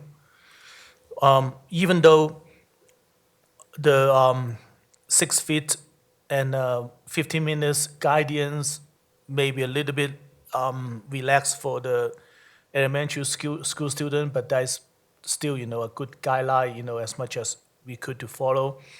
And I think many of our elementary school may not fit into that particular category. So last time when we have our resolutions, we have we give the flexibility for the elementary school to open earlier if they feel they could. I was just wondering, could we give the same flexibility to the elementary school principal who don't think they will be able to open 5 days a week to stay in the hybrid? So, Mr. Wise, Ms. Reynolds, Mr. Knight, so the question being the systemic question. Yeah. So is there autonomy that can be allowed for those schools that don't feel comfortable opening on the 19th? Let me try to also answer a couple of different questions. To Director Chancho Shore, we've been invited to re-engage with the Cherry Creek School District and other neighboring school districts on a weekly meeting to share strategies of in-person working through COVID. It's the DASSC. That'll be every Wednesday. So reaching out, Scott, to myself, where I can attend or a designee to partner, learn, and grow in that. So that's one piece in which we'll do. I've been to different schools, even some of our charter schools, to listen and pick brains of what's working well, to look at it firsthand. So I think on those pieces, we will continue to engage in that now. We talked about that today, Director Lung, about consistency, and I want you to know from schools and ourselves, we highly do not recommend that. To put one school against another and having it out there to put them on an island and the possible magnitude of negative impact is something that as a staff, I would say we would not recommend on that side. And Mr. Wise, I think you also are capturing those principals that maybe are in schools where the confidence level isn't as strong, as well as those principals that are in schools that have a stronger level of confidence. You've heard both voices say, we need to do this systemically and together. Correct. From each of our EDOS and working with our schools, especially those that might at the lower end of that survey, also did not want to be on that island and be on that separating piece. Correct. Directors, other reactions, discussion? Director Holtzman? I'm just going to go back again, because we're considering elementary schools. So as I think of our younger learners at our elementary schools, I really think we have to consider the developmental ability and the challenges that the online learning presents to them. And because they need more support at that, we have to also consider that some of them may not have adults that are able to be there to help them with that due to their work schedules. Some may have older siblings at home that may not be, the best prepared to support them in that way. And it also, I know I've received emails from people who say that it's affecting their older students because they are spending time trying to help their younger siblings, and it's making their own academics suffer. So I just really think that when we look at our elementary schools, we need to think about that. And not, I don't want to minimize, I think, what could be the risk of increased social isolation that hybrid causes. Even our younger students, they're also in the middle of this public health crisis with a lot of stress, and that can manifest itself in ways that our younger students need support, social, emotional, mental health, and those are just things that I think we need to consider in addition to obviously prioritizing their physical health and safety and doing that through all of the risk mitigation and always working to improve that. But knowing that the vast majority of the staff that were surveyed do feel comfortable and do want to be able to go back and meet the needs of these students, I think is important to recognize too. Yeah, I'm glad you brought that up, Director Holtz, because I think for me, I know we each have some compelling data that we heard tonight that helps us reassure us about the possibility of the 19th. I know for me, it certainly was what you mentioned, that over 70% of our staff that participated in the survey certainly indicated confidence, either a 3 or a 4, and then 85% of our building leaders, which I even think is, for me as a former building leader, that's a compelling stat as well, because I think our building leaders really know how to help their staffs, especially if they have a staff that maybe isn't as confident. They also know how to help their staff become more confident. And I guess that would be the commitment that I think I'm hearing that from our leadership team also, though, is the themes that were raised as far as some pros and cons, whether it's the cleaning. There were several themes that I think surfaced from the open-ended questions that Mr. Reynolds shared with us. And I think I would also want to have some assurances that we're going to be vigilant in really attacking those concerns, because I think those are probably the concerns that are keeping some of our staff from feeling as confident as they'd like to be. And so I think those would be some areas that we definitely want to continue to monitor and hear updates about how we're doing, because I think you identified 4 different things: planning time, procedures, protocols, communications, and all the mitigation strategies. So like Director Holtzman, I think my background also is child development, and I hurt for our elementary kids knowing that what they're getting when they're not at school is not near what they need to develop that strong foundation. And so I'm very, very hyper concerned about them. But I'm also concerned about our staff. And we certainly have gotten some very desperate communication from staff who feel like that this is placing them in an unsafe condition. And I think the other thing that really brings me some reassurance that I'd want to convey to them is we are so on top of responding when we think there's symptomatic situations with our kids, or we think that there's a report of positivity. I mean, when you look at how responsive Lisa Cantor, our health department, and our leaders have been to making sure that kids do go into quarantine and don't come back until they're ready, to me, that's also the piece of the puzzle I think we forget about, that we have a plan in place to ensure our staff that we're not going to be reckless and just assume that if you've got a kid that's sick that you just have to buck up and deal with it. We're going to jump in there aggressively and say, those kids go home, and you do too, until we are convinced that you're okay and can return. So I think there's lots of pieces of the puzzle that help reassure me. But at the same time, to Director Hansen's point, I've been all over the place. Yesterday was a weak moment for me, where it's like, gosh, I just want everybody to stay home and be safe. And there was that moment.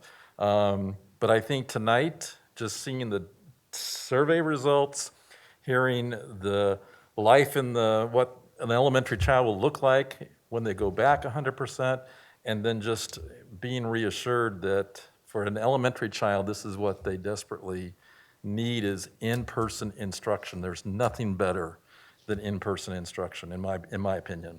So those are some things that are compelling for me as we continue to move forward. So what else, directors? Other questions, concerns, conversations? This isn't necessarily an action item. We made action.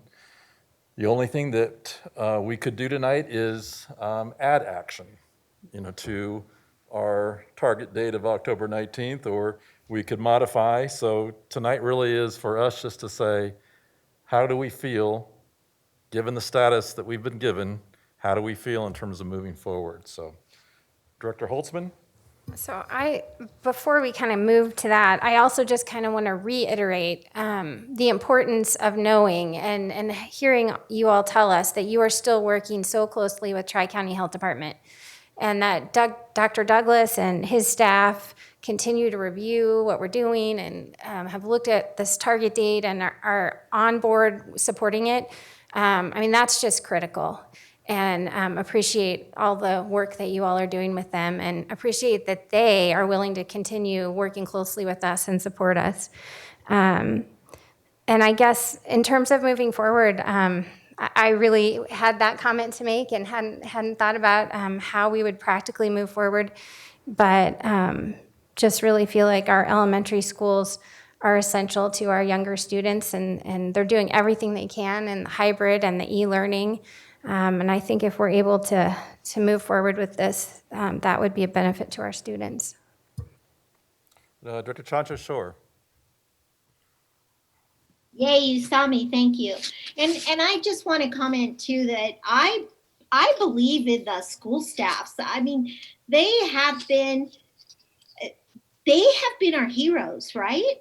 And they've been our heroes before COVID. School staffs, teachers, classified employees, front office staff, nurses, principals, they've had to pivot and make so many changes. But educators, they do that. And they do that because of the kind of people they are and really what they have given their life to and for.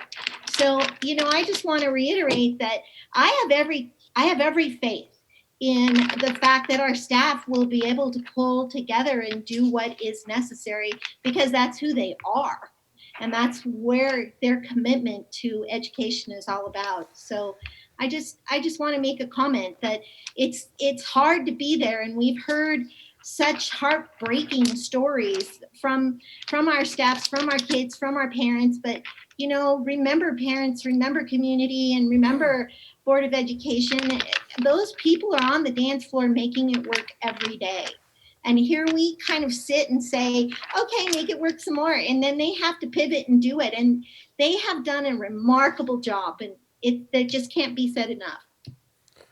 I agree with you, Director Chancha-Shore, and I would just add a little of addendum, though, is that we have to be careful that we don't expect this behavior all the time from our staff, too. I think it's one thing for us to say, we think you're heroes, you pivot, you make it happen, but at the same time, it doesn't excuse us or administration or support staff from doing everything possible to reassure our staff that they can be safe. You know what I mean? I think it's well said. But I also think you hit it on the head too, is when we look at the survey data, if we were given survey data that said, 50, 60% of our staff is saying, gosh, stay with hybrid, I just don't think we can make this transition, this conversation for me would be a lot different. And so I think the staff survey, even though it's not up to Mr. Reynolds' standard of quality data, but I think it's a good barometric measure to say, kind of, where is our staff right now in terms of how they're feeling? And I think we got that tonight with this survey. And it's, for me, it's reassuring to see so many are ready to move forward. And I think when you look at all the building leaders that are ready, I think they're going to get their staff that's feeling a little insecure ready as well. And so, so I agree with you. I think staff is the pivot here for me in terms of reassuring that we're on the right track. Staff's voice definitely was important. What else, directors? I do have one question, and I don't want to throw a wrench into our plans, but one of the things in our word cloud was time. And I know we're giving staff October 8th and 9th to plan forward for the 19th.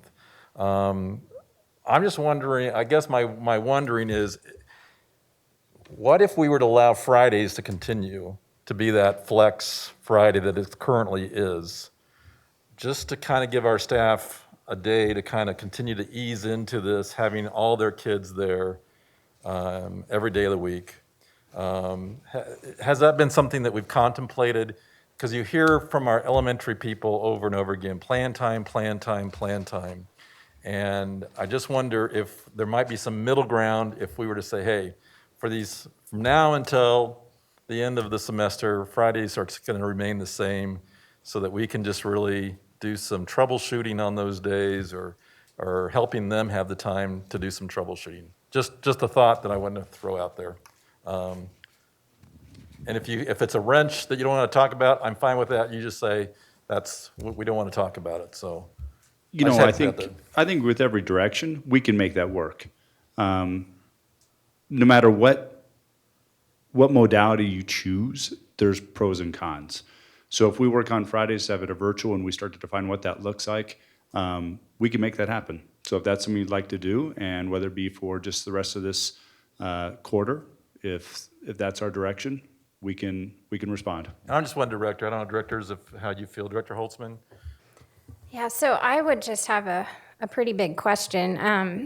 I was actually asked this question by some high school staff who are currently teaching hybrid, plus they're teaching online, and asking about the possibility of plan time on Fridays. And I didn't have a good answer for them. I said it's definitely something we need to look into as we approach January, and we're focusing on this elementary right now, but I would definitely bring it up with all of you. The only answer I did come up with, and told them I wasn't certain, but I know that at one point the board passed a resolution, and then you all developed some policies in regards to what it means to be actively engaged in education, and making sure that we are fulfilling the instructional time that our students need and is required by the CDE. And that's about as far as I can go with that. But I would just throw that out as, if we're considering that, there's probably other levels that I know have asked me about it, so. And I'm not gonna push that, other than just hear that there may be a voice or two up here that says there's some flexibility there. You know, obviously you took some flexibility with the 8th and the 9th, which I totally support, that you are giving our teachers time for those 2 days before fall break to do that work, as opposed to expecting them to come in fall break. I hope they stay away all fall break. But just know there's some flexibility in terms of variations to how we might ease into this, or how we might provide the support for teachers to be able to do what they need to do. Because we're hearing, and I think several of you said this, there's exhaustion in our system right now.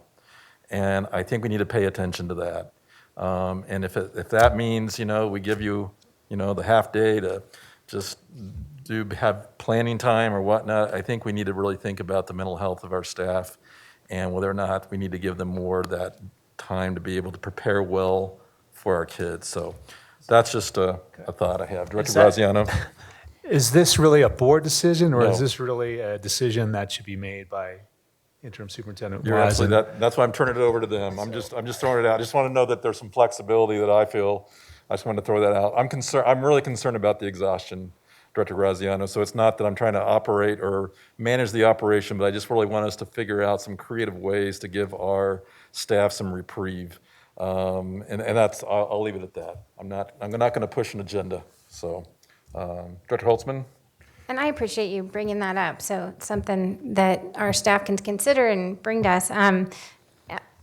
I guess what I was going to say, though, is currently, we do have the board direction to target October 19th. We've come back with this update. And as we look at how we go forward, I guess, I don't know if a motion is needed or if no motion, we may not need to take any action. But I guess a question I would have is, it would be concerning to me. It looks like, our public health data anyway, has improved just a little bit since Friday. We've gone from a 9 to a 10 as those factors that we've considered.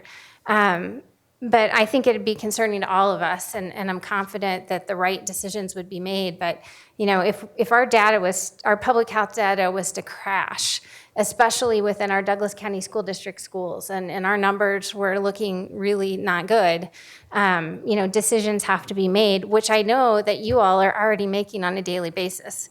As we have positive cases and you have to quarantine sections of schools, or in some cases, we've had to have basically operational closures because we don't have enough substitute teachers. So I guess I'm just wondering what the staff needs from us as they move forward, if those types of things were to occur, or if they need nothing and can just proceed based on what they have.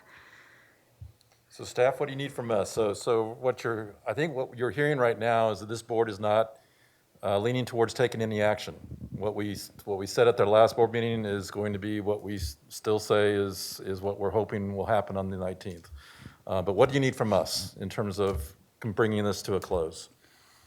So reflecting on your comments of, in a nutshell, what can we possibly take off the plates of teachers? How can we think about tipping points to help the learning of students, help the families? This is hard for everyone, but then also help our teachers, and then look at how do we monitor this moving forward. I guess what I'd ask of you is a continued piece of where are we as a group? And just like when we look at moving to virtual, how we as a staff work with schools in Tri-County, we look at operational needs on top of health needs. I think the same thing would be true as we look at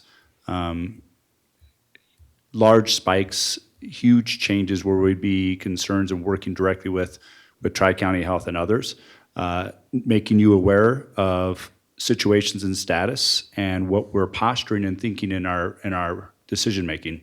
And I think that'd just be a way of working together of where we are, and knowing that as we make decisions, not every decision is going to be liked, but how we start to make quality decisions, and if needed, how we communicate that out and make that known and have a plan to work forward from that. Because anytime you make a decision, you have to have the plans to move that forward. Dr. Long?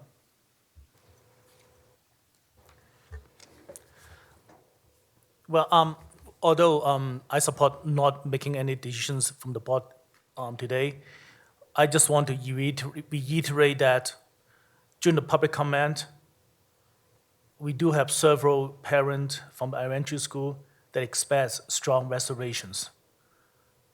On the dashboard that we present, which is in the last 2 or 3 weeks, that shows that we are not within the range that go 5 days. That is the fact. I also want to acknowledge that the staff has been doing a wonderful job of trying to prepare of this. And ultimately, I defer to you as the expert to decide whether this is the best course of actions, and I will hold you personally responsible for that. But I also want to emphasize that please consider the class size, because if truly the class size is over 30, I really have strong issues, with that. Second, I asked specific questions about cleaning, and I think it's very important to reassure our parents and staff that cleaning is very important, especially deep cleaning when we open 5 days. And also, many of the parents and some of the teachers expressed that when they were given the options before, they are only giving the options of 100% e-learning or hybrid. The 5 days in class was not in the mix.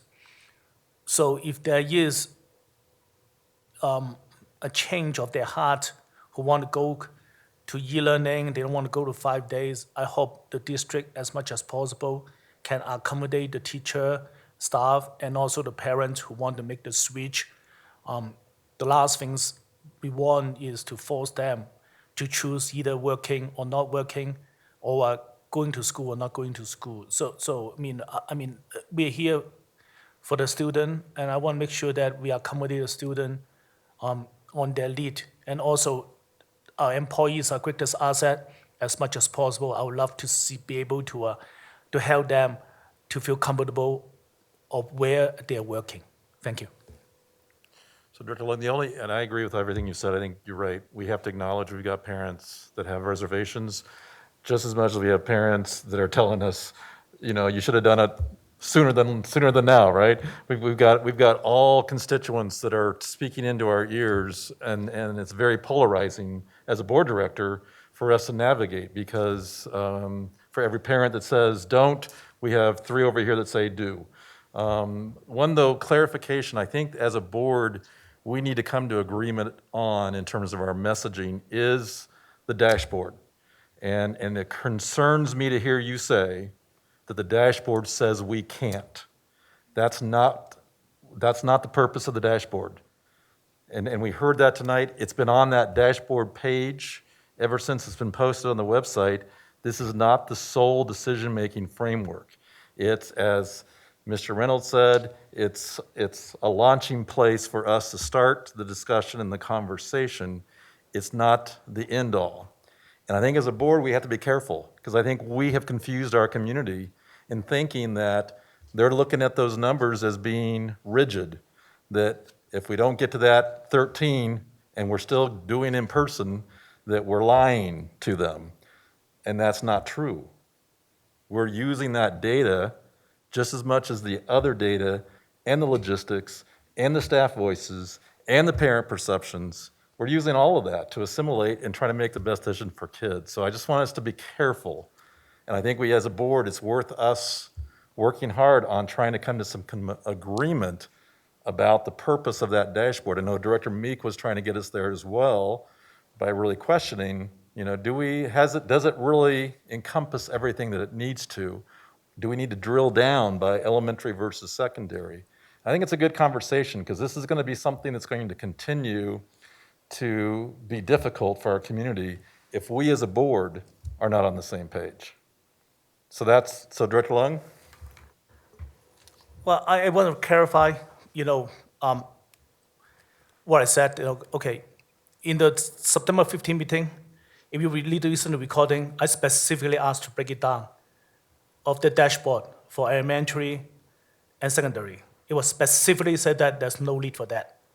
Okay, which I agree with Dr. Meek and you that there's a confusion about that, because in very early stage, there's miscommunication that is. I mean, if you go back to several board meeting, I also specifically point out that that is not the only point of reference. I mean, you're absolutely right that there's some other things that we need to take into considerations. My statement is that the dashboard do not reflect that. But the dashboard is not the only point of reference. So let me add that. The dashboard does not reflect that, but that's not the only point of reference for us. And you're absolutely right that I think this need to be pushed out more and more, because if people look at the board meeting, what they see, the first thing is the dashboard. Right. If you go to the DCSD page, the link is the dashboard. Okay, I think we overemphasize dashboard.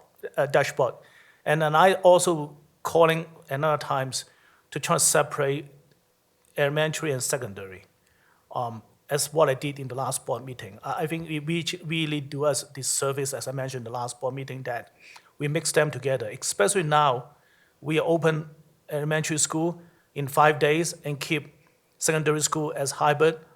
So the data that come in may be very confusing. I mean, especially secondary school seems to have more students getting COVID. But and again, I agree with you.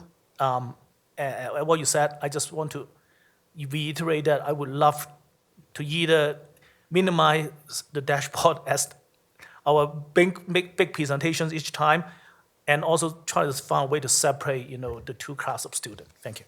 Yeah. I think, Mr. Reynolds, you've heard that certainly, even that Tri-County Health data that we talked about where it says ages 5 through 18. If they can help us, and disaggregate that down to our elementary so that we can really have a close monitoring of how our elementary kids are doing, I certainly agree with Director Lung. It would be really helpful for us moving forward. Absolutely, and we'll be adding some different layers of data to this to help us disaggregate even further beyond just the overall, because the dashboard represents our full county, and to be able to disaggregate that even further. So those are things that we're exploring and hope to have on the website soon. Very good, thank you. Directors, any other thoughts before we move out of this item? Director Hanson, Director Chanchashore, I always forget to look up. Wherever everybody is good, all right. Director Meek? I guess I just want to say thank you to everyone. Like our earlier public commenter, this really is the most complicated school year in history ever. And everyone in this room, all of our families, everyone is hanging in there with us as we are navigating this. And no one has ever navigated this before. So I just think it's really important to point that out. And I am supportive of continuing on with the plan to put elementary in 5 days a week. I think the communication that I heard, the collaboration that I've heard with working with families and teachers, and all of that is just so essential for us to be successful. And I see one other benefit of joining most of the other metro districts and having a similar schedule and being part of that larger community as well, as you're troubleshooting during these times that we are trying to figure out together. So for all of those reasons, I'm very supportive of moving forward. Very good. Mr. Wisen, thank you too for that tidbit that you're meeting weekly with other districts to do just what Director Meek is suggesting, is how we can work together to troubleshoot. Because it's, as you said it well, there's never been more of a complicated time for us than now in education. And so I agree with Director Meek that we have a lot of praise. Thank you, great gratitude, just like the commenter did today. She went through the whole list, and it was definitely not an exhaustive list even, but we are truly grateful as well. So I am going to I think Director Meek made a good point as far as just communicating her support of moving forward, and I'm going to just ask for consensus from us as a board, as opposed to a vote.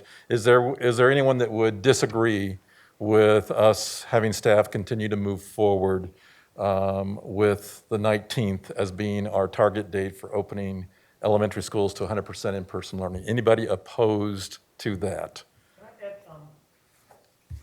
Director Lung? I would like to add that with another presentations to the board on the November board meeting, on the November 3rd board meeting, so we can see just for the elementary data to see how good does it Very good. implement it. So for agenda planning, you want to put that on the topic for November, okay? So I'm still back at anybody opposed, because this is specifically gaining consensus from the board, and I'm going to assume that unless I see you waving at me, that we're in consensus, that staff continue to move forward as they have.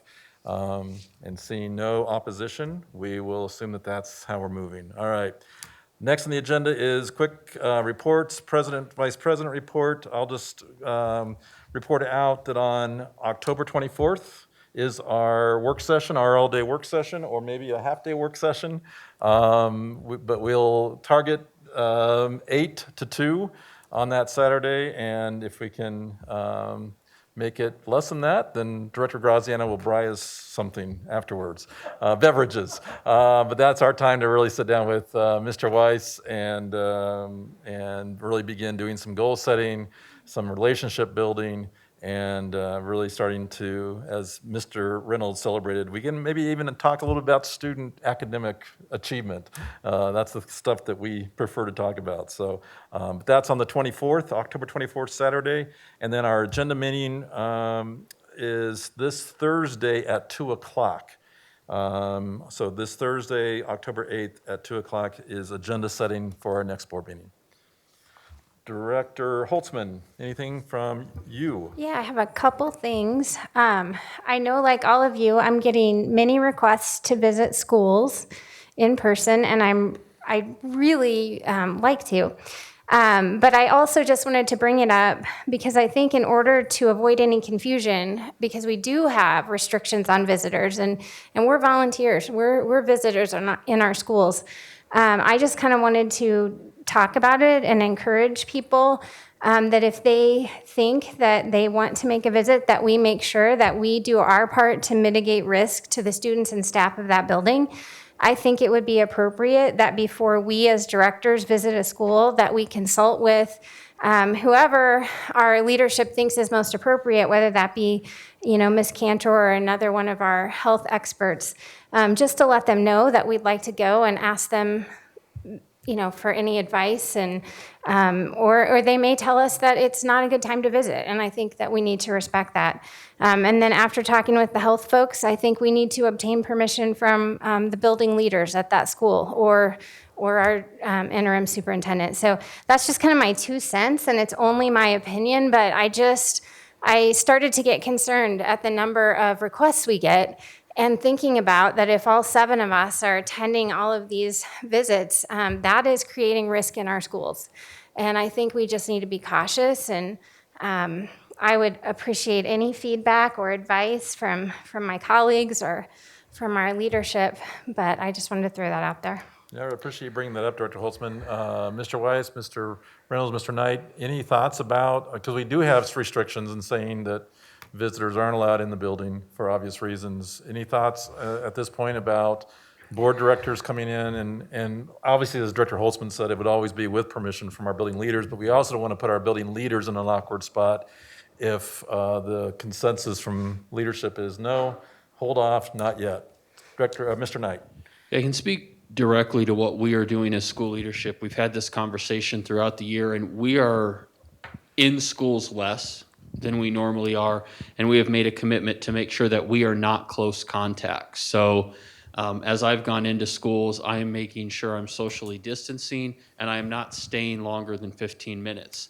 That way, if somebody there is sick, I don't have to quarantine, or if I'm sick, I don't end up quarantining half the building. So the DOS, myself, we've made that commitment to just do more quick, informal gatherings versus, we're not going in and doing an hour walkthrough, evaluating or anything like that. Sure. I think that's reasonable. I don't know, directors, any other thoughts about that, but I think that's the number, the less than 15, 6 feet away. If we can hold ourselves to that standard, I mean, that's a quick, hi, how you doing? And guys, you got a nice front door, but I don't know. Directors, what do you think? I mean, since I'm the one that brought it up, and I'm creating an issue for myself, apparently. No, I totally appreciate that, and I can respect that. I wish that there was a way that we could maybe be there a little longer. I know that one of the invitations I received was to, and again, this may be too much of a risk, and that's why I'm bringing it up, was to attend a student government class. And of course, I could do it for 15 minutes, or I could do it online, and I totally will respect if that's the recommendation to do that. So, yeah, thank you. So, Mr. Weiss, I see you conferring with Ms. Ingalls. If you don't have to give us an answer now, but maybe just know that that's something we'd like to get Mrs. Cantors to weigh in on, and just to see. We'll work on that for the next meeting and start to guide that a little bit of some practices, some different things, some guidance on that. So we'll work on that for our next meeting. So for directors for now, if we can just hold off until we get some direction from staff, from Mr. Weiss, if we can just hold off and let our people know that we'd love to be there, but we want to also do it within the safety guidelines. Director Holtzman, what else? Yep, I have one last thing. I appreciate my colleagues allowing me to attend the CASB Delegate Assembly on October 30th as your CASB delegate. I've forwarded information to you as recently as yesterday, but just wanted to remind you that I would appreciate any questions or any input you have about the delegate assembly and the resolutions that we'll be considering. And if you could get those to me by October 15th, that would be great. So. By October 15th, any kind of feedback regarding the resolutions that CASB is proposing? All right. All right, anything else? Other directors, any reports? None from Director Graziano, Director Long? No, he said none, there was okay. none from Graziano. Well, I just do not see the parent engagement being attached to there. So Dr. Meek and myself and Mr. Reno and Mr. Rader, Miss Rader, sorry. So we met and talked about the next step. And so we will have the DAC subcommittee. They have a parent engagement committee. We're going to meet with them next. And then I would also, would like to invite the Community Accountability Committee, CAC, sit in. But that will be the next step. So just want to let people know that we are continuously engaging in there, but we will have probably DAC to take a more active role, in that. Thank you. Thank you for that report. Director Long, any other reports, directors? Not seeing any. We'll entertain a motion to adjourn. Motion adjourn. Motion made by Long, Second. seconded by Holtzman. All those in favor say aye.